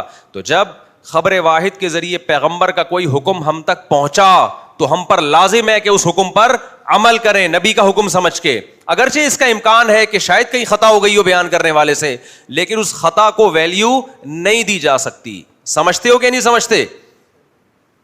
اس کو ویلیو نہیں دی جائے گی کہ بھئی ایسا امکان تو ہر جگہ ہوتا ہے, لیکن امکانات کی بیس پہ تھوڑی. دیکھو آپ جب کہتے ہیں میرے ابا ہیں, امکان ہے کہ شاید نہ ہو, لیکن آپ یہ امکان اپنے ابا کے سامنے پیش کر کے دیکھو, یا تو آپ ہو گئے یا ابا ہوں گے. تو ایسے امکانات کو ویلیو نہیں دی جاتی. ہاں, ایسے امکانات کو ویلیو جب دی جاتی ہے جب ان کے مقابلے میں متواتر خبر کھڑی ہوئی ہو, متواتر خبر موجود ہو. نہیں آئی بات؟ کچھ خبریں آحاد ہوتی ہیں, کچھ متواتر. متواتر کسے کہتے ہیں؟ اتنے لوگ بیان کر رہے ہیں کہ عقل کہتی ہے اتنے سارے انسان جھوٹ پہ جمع نہیں ہو سکتے, جبکہ یہ مختلف علاقوں میں رہتے ہیں, ان کی کوئی گول میز کانفرنس بھی نہیں ہوئی ہے آپس میں. یہ خبر جھوٹی نہیں ہو سکتی. جیسے آپ کو کسی نے بتا دیا یہ آپ کے ابا ہیں, 2-4 لوگوں نے بتا دیا, آپ گاؤں میں کہیں پیدا ہوئے, آپ نے مان لیا, ماننا واجب ہے, حالانکہ امکان ہے کہ شاید نہ ہو. لیکن تواتر کے ساتھ جو ادھر سے آ رہا ہے وہ بھی کہہ رہا ہے ابا یہ نہیں, وسیم نہیں, ابا غفار بھائی ہیں, دوسرا بھی کہہ رہا ہے وہ ہیں, تیسرا بھی کہہ رہا ہے وہ ہے, چوتھا بھی کہہ رہا ہے وہ ہے. جب تواتر سے ثابت ہو جائے گا تو پھر تواتر کے مقابلے میں خبر واحد کی ویلیو بولو نہیں. پھر آپ شک میں پڑو گے بھائی یہ اتنے سارے لوگ جھوٹ پہ جمع نہیں ہو سکتے, اور ان کا آپس میں کوئی گول میز کانفرنس کا بھی کوئی امکان نہیں ہے کہ انہوں نے جوڑ کر لیا ہو. قرآن جو ہم تک پہنچا ہے نا, صحابہ نبی صلی اللہ خلفائے راشدین کے دور میں پوری دنیا میں پھیل چکے تھے, مصر میں بھی, کوفہ میں بھی, بصرہ میں بھی, دمشق میں بھی, فرانس تک مسلمانوں کی فوجیں پہنچ چکی تھیں, یورپ آدھا فتح ہو چکا تھا. حجاج بن یوسف کے دور میں ایک طرف سندھ, ایک طرف افریقہ, ایک طرف فرانس, یہاں تک فوجیں پہنچ چکی. یہ جو اٹلی میں وینس ہے نا, وہ جو جزیروں کے اندر بنا ہوا ہے, یہ آج کی بات نہیں ہے, وہ اس دور میں بنو امیہ کے دور حکومت میں مسلمان فاتحین نے اٹلی کے لوگوں کو اٹلی سے, اطالیہ سے نکال دیا تھا, تو یہ لوگ جزیروں میں جا کے آباد ہوئے. ابھی بھی وہاں بورڈ رکھا ہوا ہے. کیا شاندار ماضی تھا مسلمانوں کا, کہاں کہاں. اب آپ بتاؤ, ایک آدمی کوفہ میں بھی وہی حدیث بیان کر رہا ہے, کوفہ میں بھی وہی قرآن پڑھا جا رہا ہے, بصرہ میں بھی وہی قرآن پڑھا جا رہا ہے, دمشق میں بھی وہی قرآن پڑھا جا رہا ہے, آذربائیجان میں بھی وہی قرآن پڑھا جا رہا ہے, اور سندھ میں بھی وہی قرآن پڑھا جا رہا ہے. محمد بن قاسم ملتان تک پہنچ چکا تھا, ملتان میں بھی وہی قرآن. تو اس کا مطلب بھائی یہ تو مختلف جگہوں کے رہنے والے لوگ ہیں, یہ سب ایک ہی قرآن پیش کر رہے ہیں. ان کا جھوٹ پہ جمع ہونا ممکن بولو نہیں ہے. یہ نہیں ہو سکتا کہ سارے جمع کیسے ہوئے, جبکہ الیکٹرانک میڈیا اتنا فاسٹ بھی نہیں تھا جیسے اب ہے. آذربائیجان میں جو قرآن گیا رشیا کے علاقوں میں, وہ بھی وہی قرآن جو یہاں آیا. کوفہ میں جو گیا وہ بھی وہی قرآن, بصرہ میں جو گیا وہ بھی وہی, مصر میں جو گیا وہ بھی وہی, یورپ میں جو گیا وہ بھی وہی, افریقہ میں جو گیا وہ بھی وہی قرآن. ادھر آپ مشرق کی طرف جائیں تو تھائی لینڈ میں اسلام پھیل چکا تھا, چائنا کا بہت بڑا حصہ اسلامی سلطنت میں داخل ہو چکا تھا. یہ آج بھی چائنا میں قدیم مسلمان ملتے ہیں. یہ ہے تواتر, اٹ از کالڈ. یہ اس میں نہیں ہو سکتا کہ جی یہ آیت کسی نے ڈال دی ہے یا کسی نے نکال دی, ایسا نہیں ہو سکتا. آج جب حرم میں امام قرآن کی تلاوت کرتے ہیں, پوری دنیا کے لوگ ہوتے ہیں, مجال ہے امام حرم ایک زبر زیر پیش کو دائیں بائیں کر کے بتائیں, کیونکہ ہم نے جو پاکستان میں قرآن پڑھا وہ بھی وہی, اور ہمارے یہاں قرآن کب آیا؟ آج تھوڑی آیا ہے. محمد بن قاسم جب آیا سندھ فتح کیا تو اپنے ساتھ قرآن بھی لایا تھا. ہم تو وہ والا قرآن اب تک فالو کرتے آ رہے ہیں, وہ بالکل وہی ہے جو مکہ مدینہ میں نہیں آئی, کھوپڑی شریف میں. اگر چینج ہوتا تو جس دور میں چینج ہوتا اس دور میں آواز کھڑی ہوتی نا. 1400 سال میں ہمیں کوئی تاریخ میں ایک ثبوت نہیں ملتا کہ کسی علاقے میں قرآن کو چینج کیا گیا ہو اور کوئی پھڈا ہوا ہو. تو ظاہر ہے جب نہیں ہوا جھگڑا تو اس کا مطلب چینج ہی نہیں ہوا ہے. یہ خبر کیا کہلاتی ہے؟ خبر متواتر. خوب اچھی طرح سمجھ لو اس کو. اسی طرح یاد رکھو کہ خبر متواتر عملی بھی ہوتی ہے. عملی کا مطلب سینہ بسینہ ایک دوسرے کو جو دیکھتے چلے آ رہے ہیں. حدیثوں کی کتابیں بعد میں مدون ہوئی ہیں. اسلام حدیث کی کتاب کے مدون ہونے سے پہلے آیا ہے. جب بخاری نہیں تھی, مسلم نہیں تھی, لوگ کیسے نماز پڑھتے تھے؟ سینہ بسینہ. بہت ساری چیزیں کیسے چلی آ رہی تھیں؟ سینہ بسینہ. تابعین نے صحابہ کو دیکھا, تبع تابعین نے تابعین کو دیکھا, پھر انہوں نے ان کو دیکھا, یہ تواتر کے ساتھ. اس تواتر کے مقابلے میں اگر کوئی خبر واحد آئے گی تو اس خبر واحد کو رد کر دیا جائے گا, تواتر کو رد نہیں کیا جائے گا. 20 رکعت تراویح تواتر سے ثابت ہے. جہاں بھی اس زمانے میں آپ حدیثیں اٹھا کے دیکھیں, مصنف ابن ابی شیبہ, مصنف عبدالرزاق کی, پوری دنیا میں 20 رکعت تراویح ہو رہی ہے.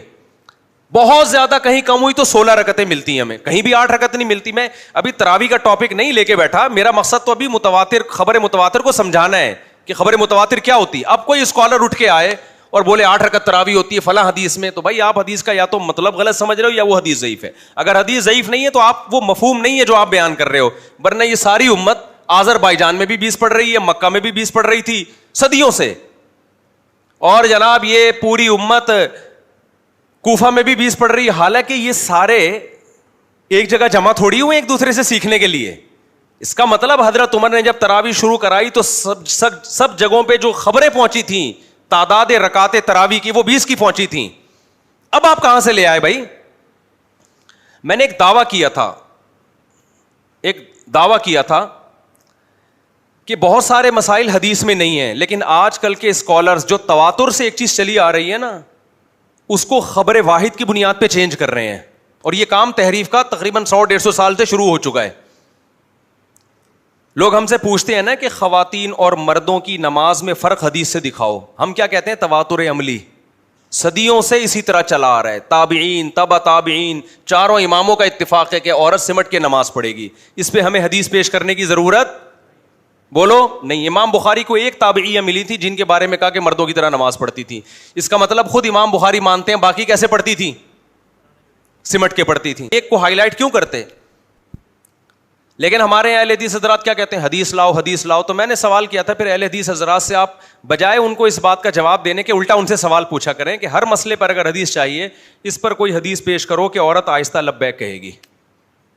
ہمارے پاس کوئی حدیث اس پر نہیں. عبداللہ بن عمر کا ایک ضعیف قول ہے, وہ بھی ان کا اپنا قول ہے, حدیث نہیں ہے.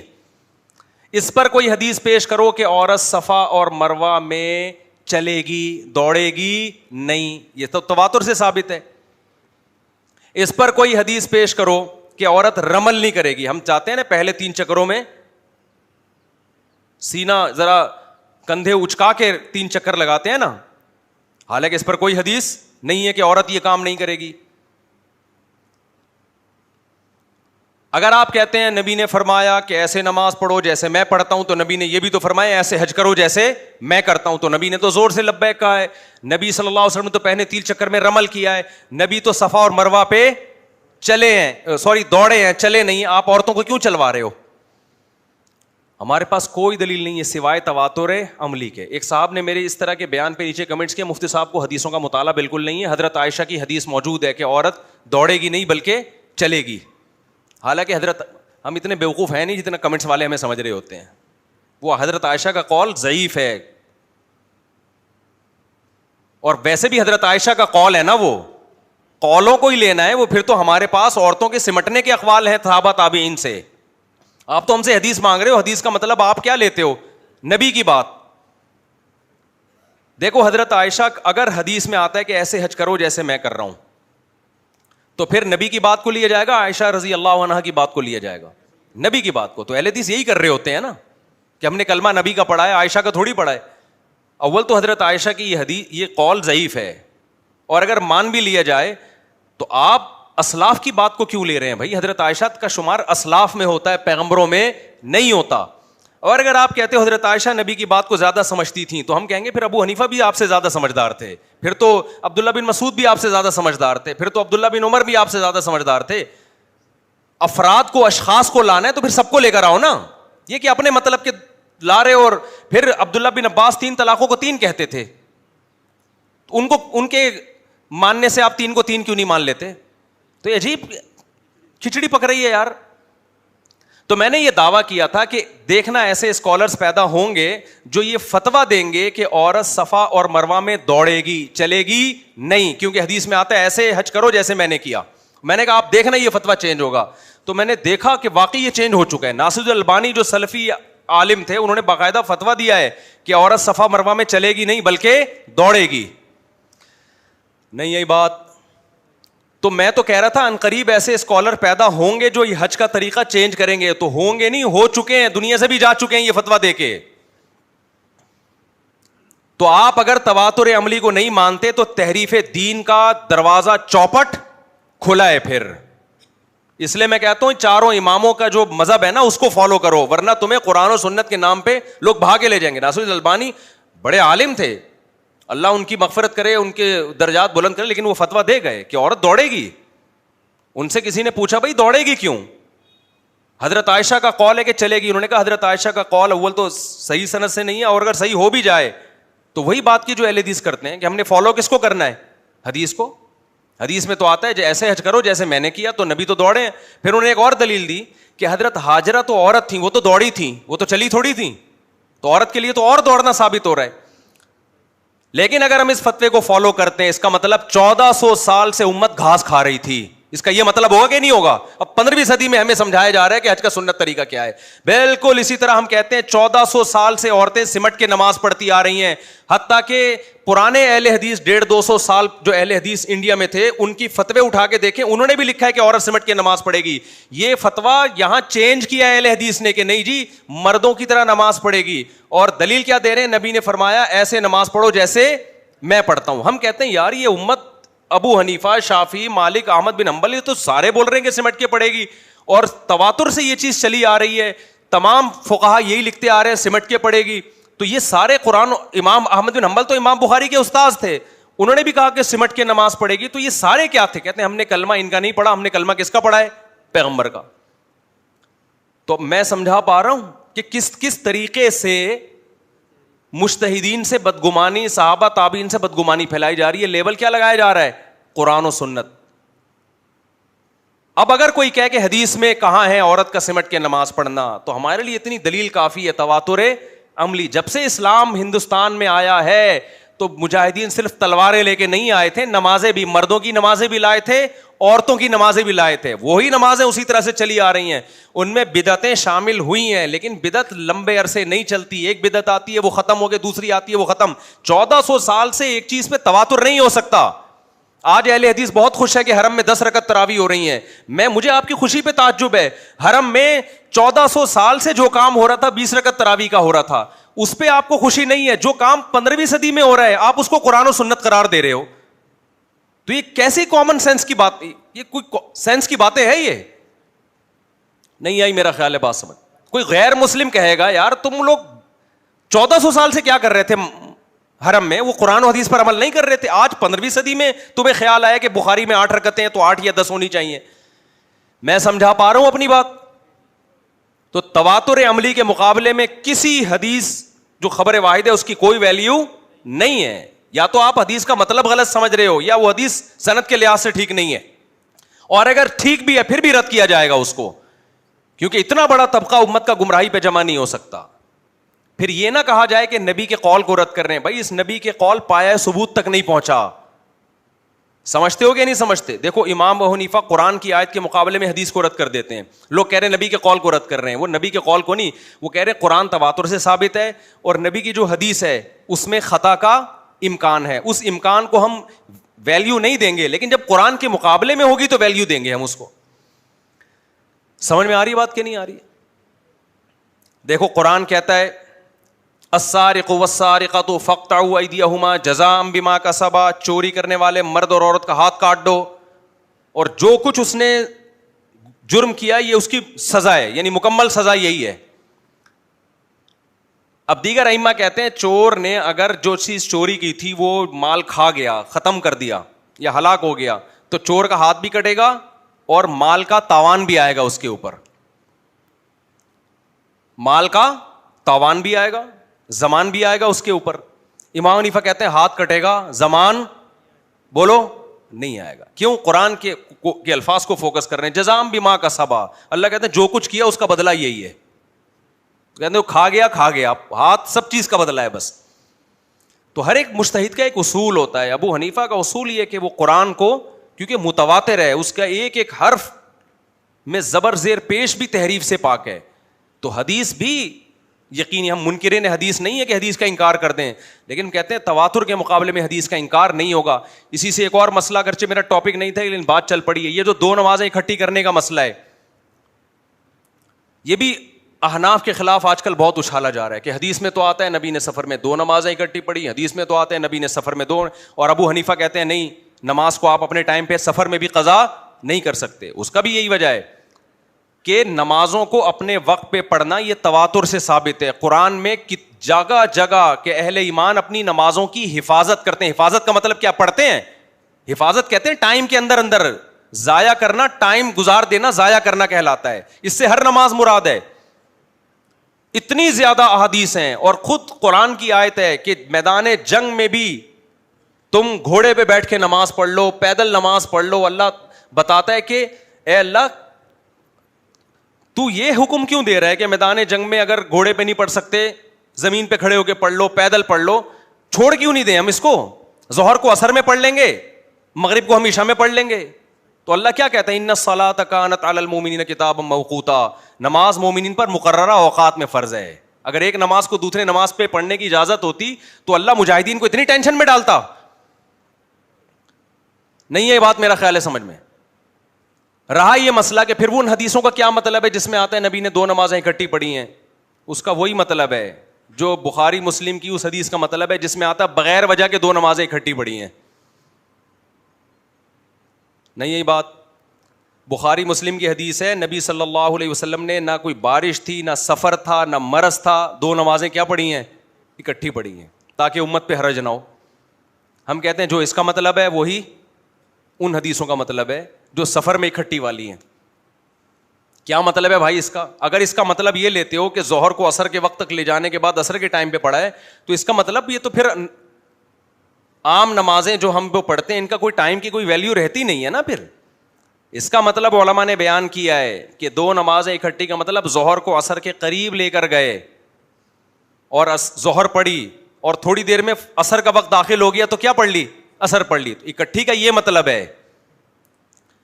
تبھی ہم یہ دعویٰ کرتے ہیں کہ جتنی وہ حدیثیں جن میں آتا ہے نبی نے سفر میں دو نمازیں اکٹھی پڑھی ہیں، ان میں کوئی ایسی واضح حدیث نہیں ہے، صحیح حدیث جس میں آتا ہو کہ ایک نماز کو قضا کر کے دوسرے ٹائم پہ پڑھا ہے. کوئی واضح حدیث نہیں ہے.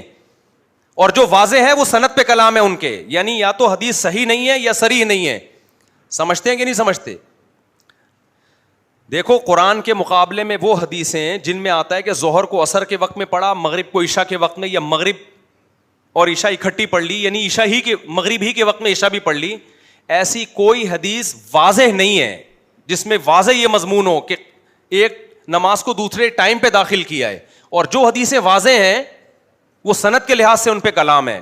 تو اس لیے ابو حنیفہ کہتے ہیں قرآن کے مقابلے میں، قرآن کہتا ہے ہر نماز اپنے ٹائم پہ ہوگی، اس کے مقابلے میں جو حدیثیں آ رہی ہیں وہ قرآن کے ٹکر کی نہیں ہے، یعنی صحیح نہیں ہے. جس میں آتا ہے نا دو نمازیں نبی نے قضا کر کے پڑھی ہیں تو صحیح نہیں ہے، اور جو صحیح ہیں وہ صحیح نہیں ہے. سوائے حج پہ، حج میں آپ نے کیا عرفات اور مزدلفہ میں. اور ویسے بھی ایک دیکھو اللہ تعالیٰ نے سفر میں 4 کی 2 کیوں کر دی؟ تاکہ اپنے ٹائم پہ ہو جائے، قضا کرنے کا بہانہ آپشن نہ رہے. تو یہ رخصت دی ہی اس لیے تاکہ نمازوں کی حفاظت ہو. میرا مقصد دوسرے مجتہدین پہ طنز کرنا نہیں ہے. دیگر ائمہ قائل ہیں کہ 2 نمازیں سفر میں اکٹھی پڑھ سکتے ہیں. ہمارا مقصد طنز کرنا نہیں ہے. ہمارا مقصد یہ بتانا ہے کہ آپ جو ابو حنیفہ کو سمجھتے ہو نا کہ ان کے پاس علم نہیں تھا, بخاری مسلم کی حدیثوں کا انکار کیا, آپ سے زیادہ علم تھا, بس یہ بتانا مقصد ہے. باقی آپ کو جو سمجھ میں آ رہا ہے آپ کرتے رہیں, ہمیں کوئی تکلیف نہیں ہے. لیکن ہمیں بیوقوف نہ سمجھیں آپ کہ ان کو حدیثوں کا نہیں پتا ہے. ہمیں الحمدللہ آپ سے زیادہ پتا ہے حدیثوں کا. میں جب سفر میں جاتا ہوں نا, میں ہر نماز ٹائم پہ پڑھتا ہوں. میں ظہر کو قضا کر کے اثر میں نہیں پڑھتا. تو بعض دفعہ اہل حدیث ہوتے ہیں ہمارے ساتھ, وہ طنز کرتے ہیں کہ یار آپ بخاری کی حدیثوں کا کیا جواب دیتے ہو, بحث شروع کر دیتے ہیں, آپ لوگ حدیث کو نہیں مانتے, ابو حنیفہ کے اندھے مقلد ہو. ان کو میں خطاب کر رہا ہوں کہ ہم اس میں بڑے کانفیڈنٹ ہیں کہ جو 2 نمازیں اکٹھی پڑھی ہیں اس کا مطلب کیا ہے. اور آج کے کچھ اسکالرس تو ایسے ہیں انہوں نے 3 نمازیں اکٹھی کر دی ہیں. انہوں نے تو بولا کہ آپ ظہر پڑھیں عصر کے وقت میں جب ٹینشن میں ہو, امتحان ہے یا ٹریفک جیم ہے, تو کسی بھی پریشانی میں پڑھی جا سکتی ہے. ظہر پڑھ لیں آپ, سورج یعنی عصر کا ناجائز وقت جو حرام وقت شروع ہوتا ہے وہ غروب آفتاب سے 15-20 منٹ پہلے. تو 15-20 منٹ پہلے آپ ظہر بھی پڑھیں, عصر بھی پڑھیں, اور 15 منٹ بعد مغرب پڑھ لیں اور فوراً عشاء پڑھ لیں. 4 نمازیں اکٹھی ہو گئی آپ کی. نہیں یہ بات میرا خیال ہے, یہ بھی اسکالرز آ رہے ہیں مارکیٹ میں تو فیک, اور سب حدیثوں کے ریفرنسز سب کے پاس ہیں. بیڑا غرق کر دیا نماز کا یار. اگر نمازیں ایک ہی ٹائم پہ پڑھنے کی اجازت ہوتی تو ٹینشن ہی دی پھر نماز کی. اصل تو نماز میں 5 ٹائم ہیں, 5 نمازیں نہیں ہے, 5 ٹائم کی نمازیں ہیں, اسی کی ٹینشن ہے. اگر دیکھو یہ 5 نمازیں اللہ ایک ٹائم پہ کر دے تو یہ 5 رہیں گی یا 1 ہو جائیں گی؟ یہ تو 1 ہو جائیں گی. آپ فجر میں ہی پڑھ لو ساری, پھر 5 تھوڑی رہی ہیں. 5 کا تو مطلب ہی ہر تھوڑی دیر کے بعد اپنے آپ کو آپ نے ٹائم نکالنا ہے. تو سفر میں جو 2 نمازیں اکٹھی کا مطلب ہمارے نزدیک ہے, جو بڑا مدلل مضبوط قول ہے, وہ یہ ہے کہ آپ اور یہ بھی کبھی کبھار, نبی نے ہمیشہ یہ بھی نہیں کیا. ہمارے اہل حدیث بھائی تو ہمیشہ ہی کر رہے ہوتے ہیں, ہمیشہ سفر میں ظہر کے ساتھ اثر پڑھ لیں گے. حالانکہ نبی نے ہمیشہ نہیں کیا, کبھی کبھار کیا ہے. اور ہماری رائے میں کیا بھی کیسے, اس پہ دلائل ہیں ہمارے پاس کہ ظہر کو آپ پڑھیں آخری ٹائم پہ, اور جیسے ہی ظہر کا وقت ختم ہو 1-2 منٹ اسٹے کر کے مغرب پڑھ لیں. اور یہ عبداللہ بن عمر سے ثابت ہے کہ آپ نے مغرب اسی طرح پڑھی ہے. بعض لوگ کہتے ہیں یہ تو ٹائم کا اندازہ لگانا کتنا مشکل ہو جائے گا. ایسے صحابہ تابعین کے لیے کوئی مشکل نہیں تھا, وہ تو سورج دیکھ کے چلتے تھے. اور ہمیشہ تھوڑی کیا, جب مطلب ابر آلود ہوتا تھا پھر نہیں کرتے ہوں گے وہ. ان کے لیے کوئی مشکل نہیں تھا نمازوں کے کہ ٹائم کب ختم ہونے والا ہے, کب شروع ہونے والا ہے. خیر کہاں سے کہاں بات چلی گئی, ہم کدھر کو لے کے چلے تھے. جلدی سے اب 4-5 منٹ میں بات کو میں اصل ٹاپک پہ لا کے سمیٹتا ہوں. میں کہہ رہا تھا باطل کا جواب دینے کے بجائے الٹا باطل سے سوالات پوچھنا شروع کر دو. محرم کا مہینہ چل رہا ہے نا, بدعتی لوگ کیا بولتے ہیں, ابھی ربیع الاول آئے گا تو پھر اس میں نئی نئی چیزیں شروع ہو جائیں گی. تو بدعتی لوگ اکثر ایک فلسفہ پیش کر رہے ہیں کہ ہم اچھا ہی کر رہے ہیں نا, کسی کی یاد میں رو رہے ہیں یا نبی کی یاد میں حلوے کھا رہے ہیں. تو بدعت کی 2 قسمیں, ایک بدعت حسنہ, بدعت سیئہ. ایک اچھی بدعت, ایک بری بدعت. ہم کہتے ہیں اذان سے پہلے ہم صلاۃ والسلام پڑھتے ہیں, درود ہی پڑھ رہے ہیں نا, کسی کو برا بلا تھوڑی کہہ رہے ہیں. تو اچھی بدعت اور بری بدعت. تو بجائے جواب دینے کے نا آپ یہ کہا کرو پھر 2-4 اور لگا دو اس کے آگے. جب آپ اذان ختم کرتے ہو لا الہ الا اللہ پہ, تو لا الہ الا اللہ کے بعد محمد رسول اللہ بھی بول دو. کیا خیال ہے؟ اذان میں 4 دفعہ ہے نا, اللہ اکبر اللہ اکبر اللہ اکبر اللہ اکبر, 8 دفعہ کر دو. نہیں یہ بات سمجھ میں, کوئی برا بلا تھوڑی کہہ رہا ہے, اللہ کی کبریائی تھوڑا, بلکہ اذان ہی 6 دفعہ دے دیا کرو. کوئی دینے دے گا؟ خود جو لوگ صلاۃ والسلام پڑھتے ہیں ان کی مسجد میں بھی کوئی نہیں دینے دے گا. بولے گا بھائی یہ کیا لے کر آیا ہے؟ تو کہیں جو آپ جب صلاۃ والسلام لے آئے تو ہم نے اللہ اکبر بھی لے آئے. وہ ایک 2 پھینکو بیٹھے ہوئے تھے نا, ایک نے کہا میرے دادا کا استبل اتنا بڑا تھا کہ اس میں گھوڑا پورے سال بھاگتا رہتا, استبل ختم نہیں ہوتا. اس نے کہا اچھا بھائی. اس نے کہا میرے دادا کے پاس اتنی بڑی لاٹھی تھی کہ یہیں سے بیٹھ کے ستاروں کو ایڈجسٹ کرتے رہتے تھے کہ یہ والا ستارہ تھوڑا وہاں چلا جائے. تو اس نے کہا ابے تو جھوٹ بول رہا ہے. کیوں جھوٹ کیوں بول رہا ہوں؟ کہہ رہے اتنی بڑی لاٹھی وہ رکھتے کہاں تھے وہ؟ اس نے کہا تیرے دادا کے استبل میں رکھتے تھے وہ, تیرے دادا کے. تو آپ پوچھ رہے بھائی گرین چینل والوں سے کہ یہ آپ نے اذان سے پہلے اناؤنسمنٹ کے ساتھ صلاۃ والسلام جو شروع کیا ہے اس کی کیا دلیل ہے؟ تو وہ وہی جواب دیتے ہیں کہ یہ کوئی بری چیز تو نہیں ہے نا. تو پھر ایک مسجد بنائیں, اس میں 4 دفعہ اللہ اکبر کے بجائے 8 دفعہ, اور اذان ختم ہو رہی ہے لا الہ الا اللہ پہ آپ ختم کریں لا الہ الا اللہ محمد الرسول اللہ. تو جس دلیل سے آپ اس کو روکیں گے کہ یہ غلط ہے, اسی دلیل سے ہم صلاۃ والسلام کو بھی روکیں گے. بھائی اذان میں ایڈیشن مت کرو. ایک کمپلیٹ اذان ہمیں دی گئی ہے, اس میں اضافہ نہ کمی ہوگی نہ اس میں اضافہ ہوگا. محرم کو رونے کا مہینہ قرار دے دیا ہے. حضرت حسین پہ ظلم ہوا تھا, مانتے ہیں اس کائنات میں بدترین ظلم ہوا ہے سیدنا حسین ابن علی رضی اللہ عنہ پر, لیکن اس ظلم میں آپ شرعی حدود کو کراس نہیں کر سکتے. آپ کو کرنا وہی ہے جو اللہ رسول کا حکم ہے.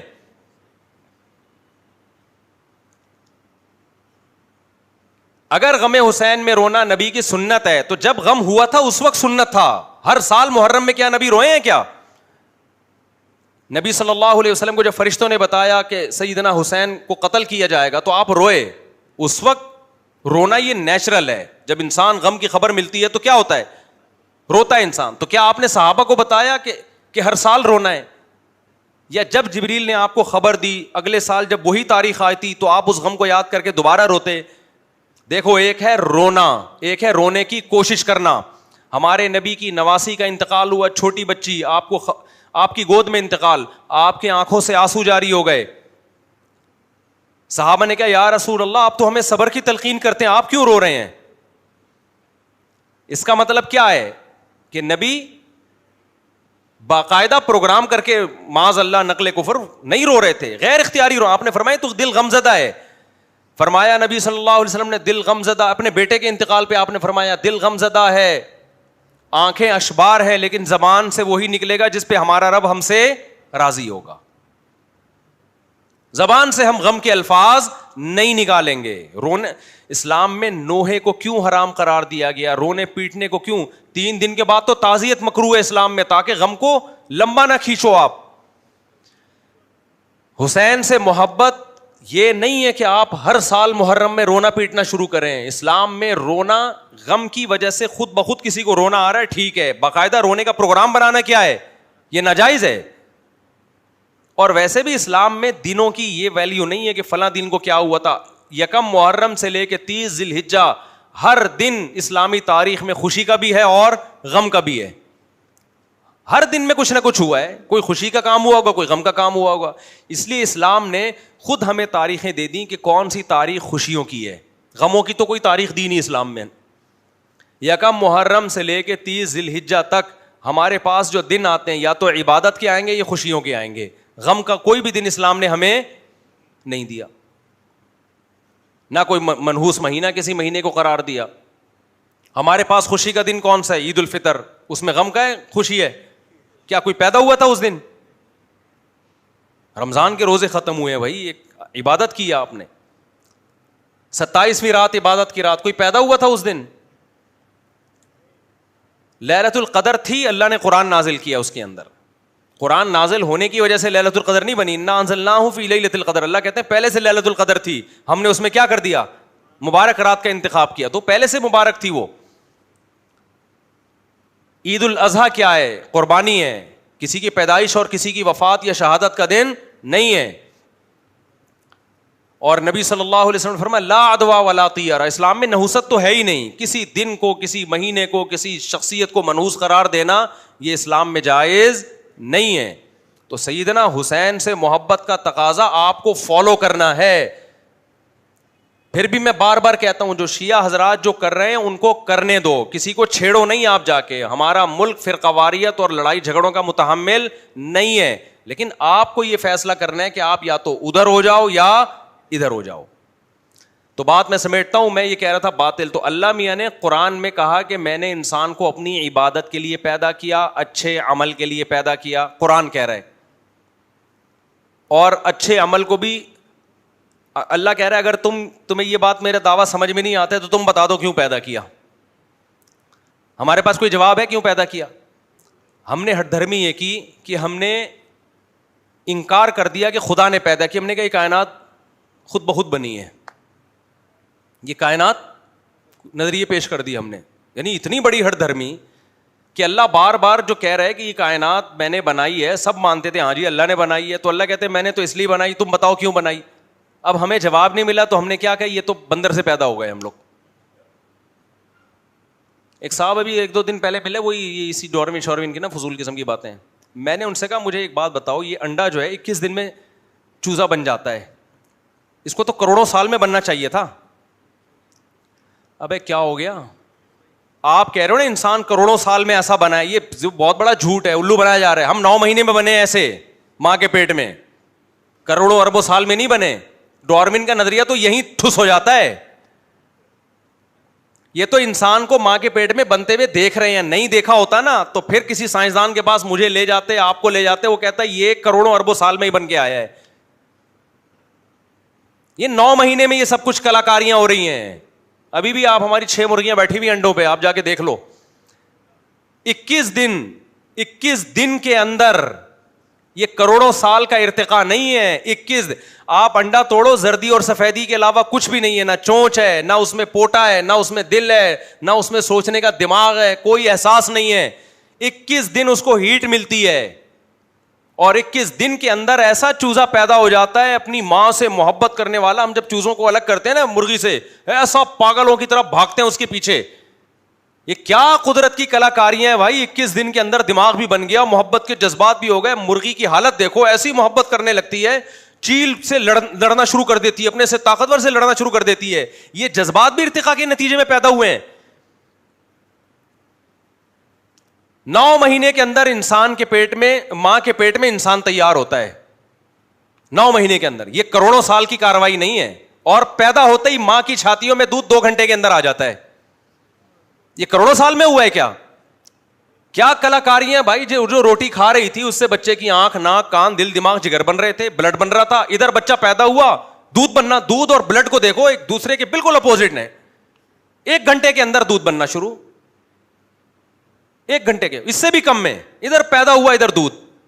کیا مینجمنٹ ہے بھائی. یہ فطرت نے اپنے آپ کو ڈیزائن کیا اتنا خوبصورت انداز سے کہ ادھر بچہ آئے گا اور ماں کی چھاتیوں میں دودھ پیدا ہو گیا, اور بچے کو کچھ نہیں پتا, لیکن دماغ کروڑوں سال میں نا ارتقا کرتے کرتے اتنا سمجھدار ہو گیا کہ مجھے پتا ہے دودھ کہاں سے ملے گا, حلق میں کہاں سے اترے گا. کھربوں سال میں بھی ایسا نہیں ہو سکتا. اور یہ دماغ تو بنا ہی نہیں کروڑوں سال. ابھی ایک پاکستانی ڈاکٹر کی میں سن رہا تھا یوٹیوب پہ, وہ دماغی امراض کے ڈاکٹر تھے. میں نے کہا اس کا اپنا دماغ کے علاج کی ضرورت ہے. وہ کہہ رہے جو ہمارا دماغ بنا ہے نا کروڑوں اربوں سال میں بنا ہے, یہ ارتقاء کے نتیجے میں. میں نے کہا اس کو میں جا کے پکڑوں, ڈاکٹر صاحب یہ 9 مہینے میں بنا ہے, یہ کروڑوں سال میں نہیں بنا, یہ 9 مہینے میں بنا ہے. کیوں اندھے ہو گئے ہو خدا کی آیات سے, کیوں اندھے ہو گئے ہو؟ یہ 9 مہینے میں تیار ہوا ہے, یہ کروڑوں سال میں نہیں ہوا. آپ کہہ سکتے ہیں ڈاکٹر کو بھی پتا ہے 9 مہینے میں, پتا ہے, لیکن اندھا بنا ہوا ہے. وہ ڈارون کی باتوں میں آئے ہوئے کروڑوں سال میں. بھائی 9 مہینے میں یہ کھوپڑی تیار ہوئی ہے. تو ایک ایک چیز ایسی تیار, ڈیجیٹل کیمرے تھوڑے دنوں میں ہماری آنکھوں میں کھوپڑی میں فٹ ہوئے ہیں. تو اس لیے ہم بنے نہیں ہیں, بنایا ہے. اور بنانے والے نے ہمارے زندگی کا مقصد اچھا عمل. تو اچھے عمل میں میرے بھائی وہ عمل جس کو اللہ اچھا کہے. انٹرٹینمنٹ چاہے مذہب کے نام پہ ہو یا ویسے ہی ہو, اللہ اس کو اچھائی میں شامل نہیں کرتا. تو یہ جو ربیع الاول میں ہم جو کچھ کرتے ہیں, محرم میں ہم جو کچھ کرتے ہیں, یہ دین نہیں ہے, یہ انٹرٹینمنٹ ہے. آپ کہہ سکتے ہو رونا دھونا کہاں سے, اور نبی کے نام پہ ناچنا کہاں سے انٹرٹینمنٹ ہو گیا.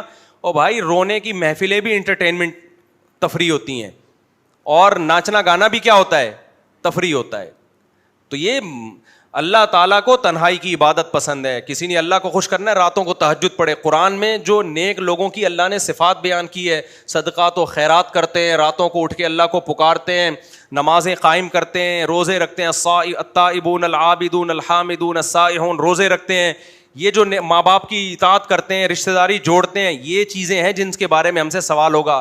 اس کے علاوہ جو کچھ ہم مذہب کے نام پہ کر رہے ہیں اس کا اللہ ذمہ دار نہیں ہے, بلکہ اس کے بارے میں قرآن کی آیت الذین ضل سعیہم فی الحیات الدنیا, اللہ کہتے ہیں کچھ ایسے لوگ ہوں گے جن کی کوششیں دنیا میں بیکار جائیں گی, اور وہ سمجھ رہے ہیں کہ ہم نیک عمل کر رہے ہیں. آپ اپنے آپ کو پیٹ رہے ہو, اپنا خون بہا رہے ہو, انگاروں پہ چل رہے ہو, آپ نبی کے نام پہ ربیع الاول میں جلوس نکال رہے ہو, روڈ بلاک کر رہے ہو. ایک طرف مذہب آپ کو کہہ رہا ہے, نبی نے فرمایا جس نے راستے سے کانٹا نہیں ہٹایا نا وہ ایمان کے آخری درجے پہ بھی نہیں ہے, اور آپ راستے میں پورے جلوس لا کے 4 گھنٹے ٹریفک جام کر رہے ہو. آپ کتنے لوگوں کی میتیں ہو جاتی ہیں بیچ میں, دنیا کے کسی ملک میں اس کی اجازت نہیں ہے, اور آپ نے اس پہ لیبل کیا لگا لیا, مذہب کا لیبل. اللہ کو ہم راضی کر رہے ہیں, اللہ اس پہ راضی نہیں ہے کہ راستے میں کانٹا پڑا ہوا ہے آپ اٹھاتے نہیں ہو. اللہ اس پہ راضی کہاں ہوگا کہ راستے میں کانٹا پھینکو. کانٹا پھینکنے کی تکلیف زیادہ ہے یا 6 گھنٹے کے لیے روڈ بند کرنے کی تکلیف زیادہ ہے؟ موبائل کے سگنل بند, ساری ایمرجنسی مت. کیا حضرت حسین اس چیز سے خوش ہوں گے؟ ربیع الاول میں بھی یہی ہوتا ہے. پھر بھی میں کہتا ہوں آپ کسی پہ طنز نہ کریں, جا کے چھیڑیں نہیں, جو کر رہا ہے اس کو کرنے دیں, لیکن اپنے ایمان کی تو حفاظت کرو میرے بھائی. آپ تو سمجھو کہ یہ چیزیں مذہب میں شامل نہیں ہیں, یہ ہمارے مذہب کا حصہ نہیں ہے. مذہب کا حصہ جو ہے وہ قرآن نے بیان کر دیا. جو قرآن میں جنتیوں کی صفات ہیں وہ اللہ نے بیان کر دی. یتیم کا مال نہیں کھاتے, وراثت دیتے ہیں, معاہدوں کی خلاف ورزی نہیں کرتے, نمازوں کو قائم کرتے ہیں, ماں باپ کے ساتھ حسن سلوک کرتے ہیں, رشتہ داری جوڑتے ہیں, سود سے بچتے ہیں. یہ ساری اہل جنت کی اللہ نے صفات بیان کی ہے. اس کے علاوہ کوئی بھی چیز آپ مذہب میں داخل کرتے ہو وہ آپ کی طرف سے ایڈیشن ہے, خدا اور اسلام اس کا ذمہ دار نہیں. وما علینا الا البلاغ. جی جی جی بالکل.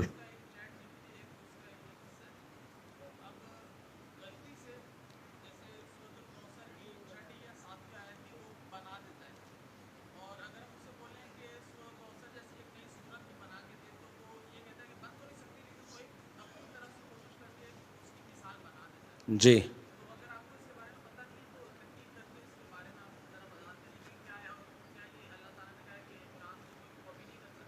جی جی دیکھیں قرآن میں جو ہے نا کہ اس جیسی صورت نہیں بنا سکتے, مطلب یہ کہ جو بلاغت میں بالکل اس جیسی ہو.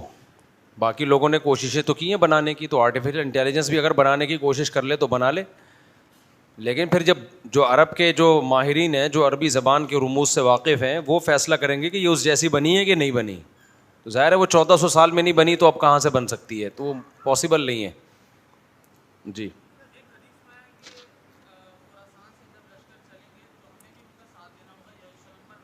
جی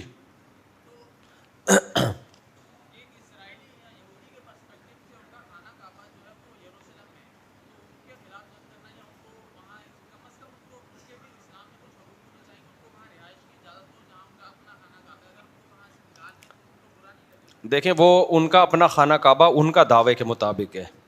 اللہ کہتا ہے وہ مسلمانوں کا خانہ کعبہ ہے. اس کی وجہ یہ ہے کہ سورہ بنی اسرائیل میں کا پہلا رکوع ہے کہ ہم نے بنی اسرائیل سے وعدہ کیا تھا, ان احسنتم لانفسکم, اچھے عمل کرو گے تو ہم تمہیں زمین کی خلافت دیں گے, اگر برے عمل کرو گے تو ہم تم سے زمین کی خلافت چھین لیں گے. تو قرآن کہتے ہیں یہودیوں نے عیسیٰ ابن مریم کا بھی انکار کیا اور بھی بہت ساری برائیاں کی, تو ہم نے ان سے زمین کی خلافت کا حق چھین لیا ہے. تبھی اللہ نے پہلے عیسائیوں نے قبضہ کیا بیت المقدس پہ, پھر اللہ نے ان سے چھینا. جب اسلام دنیا میں آیا انہوں نے شرک شروع کر دیا عیسائیوں نے, تو پھر اللہ نے حضرت عمر کے دور میں بیت المقدس فتح ہوا, پھر مختلف فاتحین داخل ہوتے رہے. تو اصولی طور پر اسلام کا دعویٰ یہ ہے کہ بیت المقدس اہل اسلام کا حق ہے اور آج کے قانون کے لحاظ سے بھی حق ہے. یعنی اسلام کا تو دعویٰ یہ ہے نا کہ مسلمان برحق قوم ہیں, تو ابراہیم علیہ السلام کے حقیقی ماننے والے, پیغمبروں کے حقیقی ماننے والے محمد صلی اللہ علیہ وسلم اور ان کے فالوورز ہیں. یہودی صرف زبانی دعویٰ کرتے ہیں, حقیقت میں مانتے نہیں ہیں. تو اس لحاظ سے بھی بیت المقدس مسلمانوں کا حق ہے, اور اس لحاظ سے بھی حق ہے کہ جب ایک پوری دنیا میں ایک معاہدہ ہو گیا, ملکوں کی باؤنڈری کھنچ گئی کہ اب کوئی ملک کسی دوسرے ملک میں تجاوز نہیں کر سکتا, تو اس میں اس معاہدے کے مطابق بھی بیت المقدس فلسطینیوں کا تھا. تو یہودیوں نے اس لا کی مخالفت کی ہے. یونائٹڈ نیشن میں آج بھی زیادہ تر ووٹ فلسطینیوں کے حق میں جاتے ہیں, صرف امریکہ اور یو کے جو ہے وہ اس کی مخالفت ویٹو کر لیتا ہے. تو آج دنیاوی لا کے لحاظ سے بھی فلسطین مسلمانوں کا ہے, تو یہودی کا کسی لحاظ سے دعویٰ بنتا نہیں ہے اس پہ.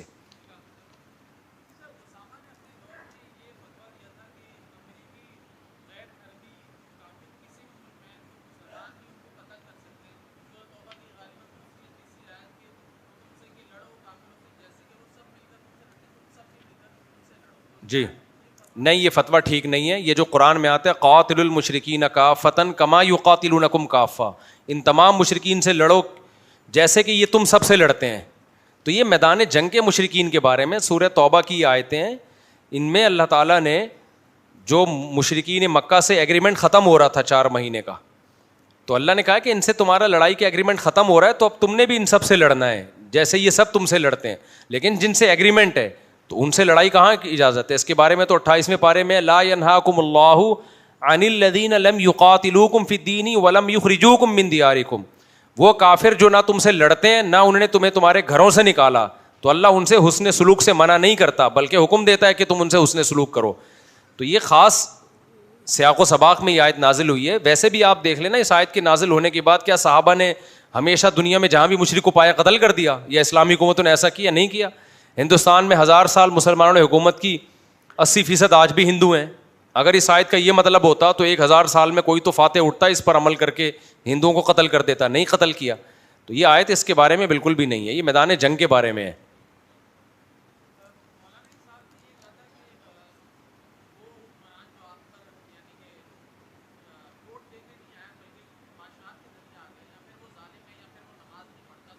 ہاں بالکل غلط کہا ہے.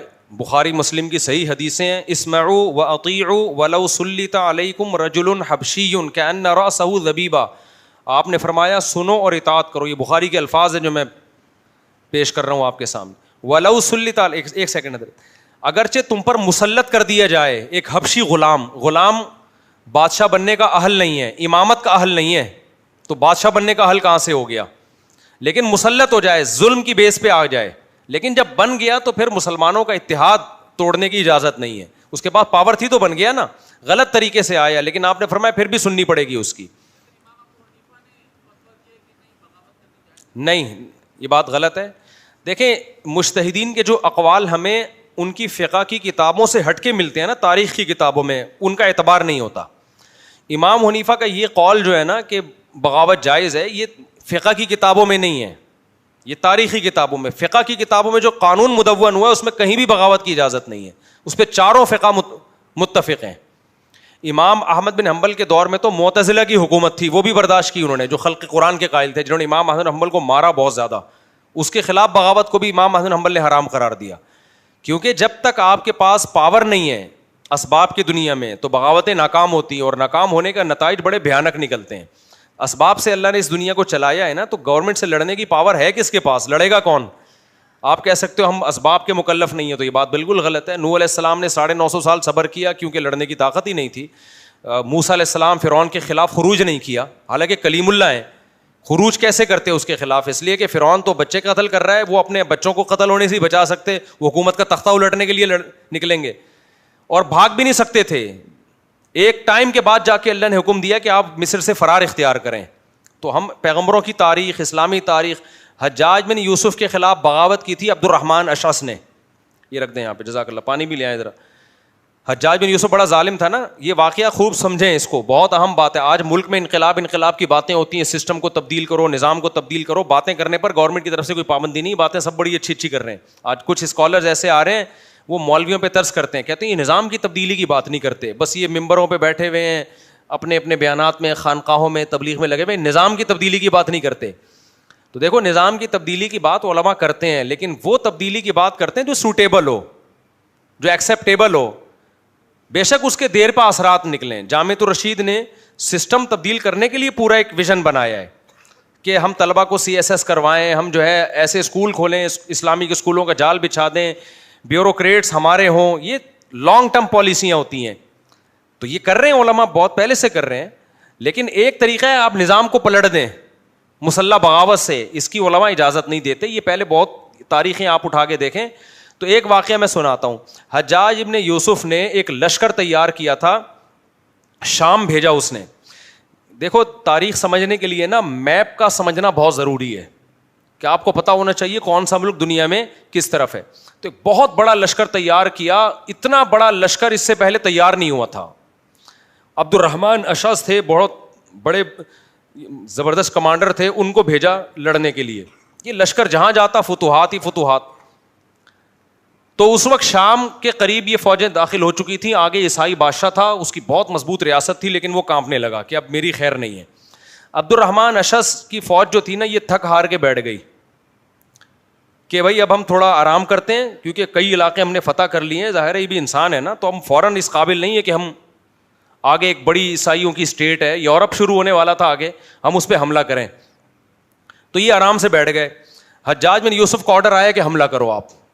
تو انہوں نے کہا کہ بھائی ہم تھکے ہوئے لوگ ہیں, ہو سکتا ہے الفاظ تھوڑے مجھ سے آگے پیچھے ہو جائیں, یہ ہسٹری میں اپنے الفاظ میں بیان کر رہا ہوں کہ ہم تھکے ہوئے لوگ ہیں, ہمیں بھی اسٹے کرنا ہے. حجاج بن یوسف نے ایک بہت ہی طنزیہ خط بھیجا کہ تم لوگ عورتوں کی طرح بیٹھ گئے ہو اور آگے حملہ نہیں کر رہے. عبد الرحمن اشعث کو بڑا غصہ آیا, کمانڈر تھا یہ. اس وقت بڑے بڑے تابعی تھے عبد الرحمن اشعث کی فوج میں, صحابہ بھی تھے, بڑے بڑے تابعی بھی تھے, قوم کے بڑے بڑے محدثین قراء. ظاہر ہے تابعین کا سنہری دور ہے, حضرت ابو ہریرہ زندہ, انس ابن مالک زندہ, یہ بڑے بڑے صحابہ موجود تھے. عبد الرحمن اشعث نے کیا کیا, پوری فوج کو, جو بہت بڑا لشکر تھا, اس کو جمع کیا. انہوں نے بولا کہ حجاج ظالم ہے, یہ ویسے ہی ظلم کرتا ہے, ہم تھکے ہوئے لوگ ہیں, اتنے علاقے ہم نے فتح کر لیے, اب اگر فوج کو آرام کی ضرورت ہے, یہ کیسا اس نے طنزیہ جملہ کہا ہے بادشاہ یعنی گورنر نے, تو ہم اتنا بڑا لشکر تیار ہو چکے ہیں, بجائے ہم آگے حملہ کرنے کے اسی کو نہ بیڑا غرق کر دیں, اسی سے گورنری چھین لیتے ہیں ہم. میں سمجھا پا رہا ہوں اپنی بات؟ بجائے ہم آگے جانے کے, ہمارے پاس اتنا پاور جمع ہو چکی ہے کہ ہم الٹا حجاج کے خلاف بغاوت کر دیتے ہیں. تو اس وقت کے بڑے بڑے مفتی محدثین, امام شعبی بھی جن میں تھے, انہوں نے فتویٰ دیا کہ بغاوت جائز ہے, کیونکہ ہم پاورفل ہیں, اور وہی نظام تبدیلی کی باتیں نہیں جو آج کل ہوتی. جبکہ احادیث کیا کہہ رہی ہیں, اسمعوا واطیعوا, اسمعوا واطیعوا.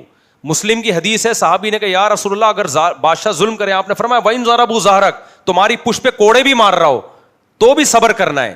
صبر کا مطلب یہ نہیں کہ بادشاہ کی اصلاح کی کوشش نہیں کرنی, بادشاہ کی اصلاح کی کوشش کرنی ہے, حق بات اس کے سامنے کہنی ہے. صبر کا مطلب تلوار نہیں اٹھانی. سمجھ میں آ گیا, کیونکہ ریاست کے دو ٹکڑے ہو جائیں گے اس سے. تلوار نہیں اٹھانی, کوئی بھی ایسا کام نہیں کرنا جس سے ریاست کا مستقبل داؤ پہ لگ جائے, یہ مطلب ہے. باقی اصلاح کی کوشش تو کی جائے گی, اس کو برا بھلا بھی کہا جائے گا. اب کیا ہوا ہے کہ عبد الرحمن اشعث نے اتنا بڑا لشکر تیار کر لیا نا, جس میں امام شعبی جیسے لوگ, اور یہ لشکر چل رہا ہے کوفہ کی طرف. حجاج کو پتہ چلا حکومت کے پاس بہت وسائل ہوتے ہیں. حجاج تھا طائف کا, طائف کے لوگ ویسے ہی بڑے سخت مزاج ہوتے ہیں. اس نے جناب اس سے بڑا لشکر تیار کر لیا, اور بالآخر اس بغاوت کو کچلا ہے اس نے, حجاج نے. عبد الرحمن اشعث بھاگا, جس سے عبد الرحمن اشعث نے جہاد کرنا تھا نا, جس عیسائی بادشاہ سے, اس عیسائی بادشاہ سے عبد الرحمن اشعث نے معاہدہ کیا کہ تم مجھے پناہ دو گے اور میں تمہارے خلاف نہیں لڑوں گا. وہ عیسائی تو چاہ رہا تھا کہ میں تو ویسے ہی بیزار تھا, اس نے کہا بھی ان کی مسلمانوں کی مجبوری سے فائدہ اٹھانا چاہیے. اس نے عبد الرحمن اشعث کو پناہ دے دی اور اس کے ساتھ چند مجاہدین کو. تو حجاج ابن یوسف نے اس شام کے بادشاہ کو خط لکھا کہ تیری اینٹ سے اینٹ بجا دوں گا میں, عبد الرحمن کو میرے حوالے کر. وہ ڈر گیا, اس نے بولا بھائی یہ تو واقعی بجا دے گا. اس وقت مسلمانوں کی ایسی پاور تھی کہ مسلمان جو کہتے تھے نا اس کا وہی مطلب ہوتا تھا جو وہ کہہ رہے ہیں. نہیں یہ بات, ایک چٹکلا سنا دوں, تھوڑا سا ہسٹری بھی بور بھی ہو جاتا ہے نا انسان. ایک آدمی کسی کے گھر گیا, کسی نے ایک بندے کو بولا کہ ہمارے گھر آنا, کبھی ہمارے گھر کی بھی دال روٹی کھا لینا. بڑا سیٹھ آدمی تھا یہ, اس نے کہا کہ ہمارے گھر کی کبھی دال روٹی کھا لینا. لوگ کہتے ہیں نا مراد تو یہی ہوتا ہے جب آؤ گے تو مرغے کھلائیں گے, بکرے کھلائیں گے. اس غریب نے سوچا سیٹھ آدمی ہے, دال روٹی کا کہہ رہا ہے, لیکن وہ تو تواضع میں سب اپنے گھر کو دال روٹی کہتے ہیں, تو کھلائے گا تو مرغے بکرے نا. تو چلا گیا یہ, اس نے دال روٹی رکھ دی لا کے. اس کو بڑا غصہ ہے یار, اس نے تو دال روٹی کا مطلب دال روٹی. اتنے میں کتا بھونک رہا تھا میزبان کا, تو میزبان نے کتے سے کہا چپ ہو جا ورنہ میں تیری ٹانگیں توڑ دوں گا. یہ میں ذرا پانی پی لوں.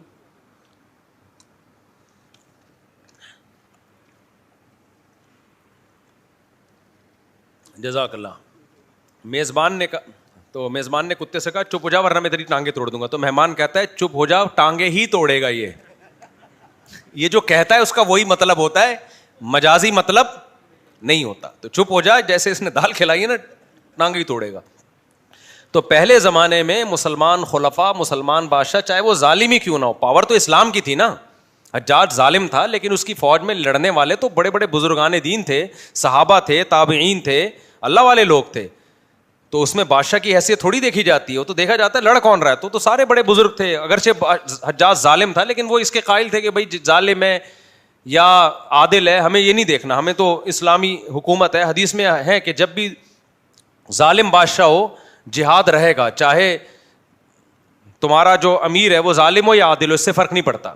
فوج کا کمانڈر اگر انڈیا پاکستان کی بارڈر پہ لڑائی ہو رہی ہے اور آرمی کا آفیسر حکم دے فوجیوں کو کہ جا کے لڑو, فوجی کہہ رہا ہے کہ یہ تو فلمیں دیکھتے ہیں ہمارے آفیسر صاحب, ڈرامے دیکھتے ہیں, میں اس کی اطاعت نہیں کروں گا, تو حماقت اور بیوقوفی ہے نا. امیر کی, کمانڈر کی ذاتی حیثیت نہیں دیکھی جاتی کسی بھی اسلامی کنٹری میں, کسی بھی ریاست کے ذمہ دار کی ذاتی حیثیت نہیں دیکھی جاتی. تو عبد الرحمن اشعث کو جو ہے نا حجاج بن یوسف نے شام کے جو بھی تھا عیسائیوں کا بادشاہ, اس کو بھیجا کہ بیٹا اس کو میرے حوالے کر دے ورنہ تیری اینٹ سے اینٹ بجا دوں گا. اس کو پتا تھا بجا دے گا. ٹھیک ہے, اس نے اب عبد الرحمن اشعث کو حکومت کے کارندوں کے حوالے کر دیا. اب وہ عبد الرحمن اشعث جو مسلمانوں کا ہیرو تھا, ایسا سیلاب تھا کہ جس جگہ جاتا فتوحات کرتا ہی چلا جاتا, ایسا سیلاب. وہ کیا باغی اور مجرم بن کے بیڑیاں ہاتھ میں ڈلی ہوئی ہیں اور قتل کے لیے اس کو لے جایا جا رہا. اور حجاج پھر قتل بھی ایسے نہیں کرتا تھا. تو وہ راستے میں کیا ہوا کہ سرائے ہوتے تھے پہلے نا مسافروں کے, تو راستے میں کہیں سرائے میں پڑاؤ ڈالا, تو عبد الرحمن اشعث نے کیا کیا, بلندی سے وہ جو اس کے ساتھ جو زنجیریں لے کے آئے ہوئے تھے نا ان کو بھی گرا دیا, خود بھی گر کے خودکشی کر لی, مر گیا. اس کو تھا کہ آگے جا کے بہت ذلت ہوگی.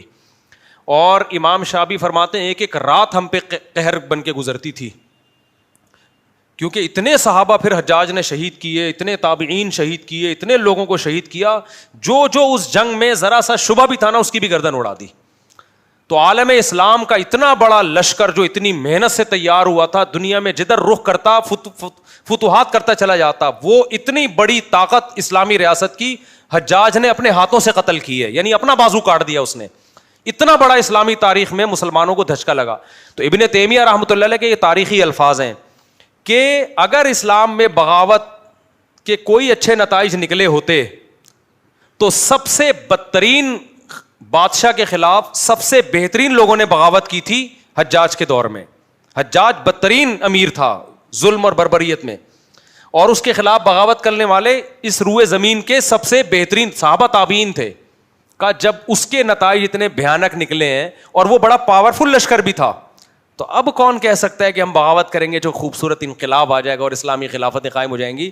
تو اللہ نے یہ ہمیشہ کے لیے امت مسلمہ میں بغاوت کا راستہ بند کر دیا کہ اتنے بہترین لوگوں نے, اتنے پاورفل لوگوں نے اس ایسے بدترین شخص کے خلاف بغاوت کی ہے, وہ ناکام ہو گئی اور امت کا بیڑا غرق ہو گیا. نتیجہ کیا نکلا, اتحاد پھر غیر مسلموں سے کرنا شروع ہو گئے. تو آج کیسے ہو سکتا ہے؟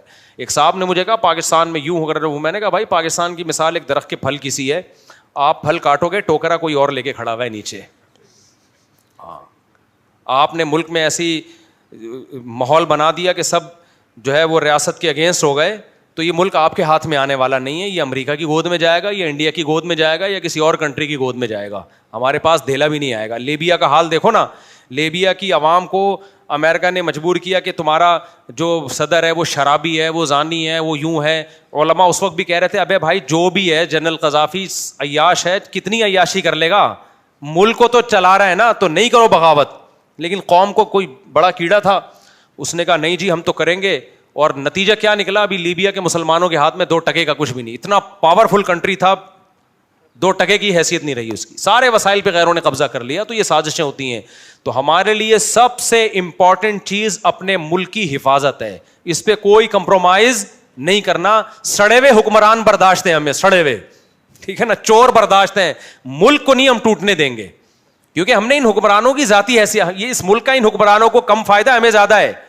ہم نے بڑے بڑے علماء سے سنا اگر پاکستان کو کچھ ہوا نا, ان حکمرانوں کو آفیسرز کو کچھ نہیں ہوگا, یہ سب باہر بھاگ جائیں گے, پٹیں گے ہم لوگ, پٹیں گے ہم, پٹیں گے. سمجھ رہے ہیں یاری بات, ہمارا بیڑا غرق ہوگا, ہمارے وسائل پر غیروں کا قبضہ ہو جائے گا.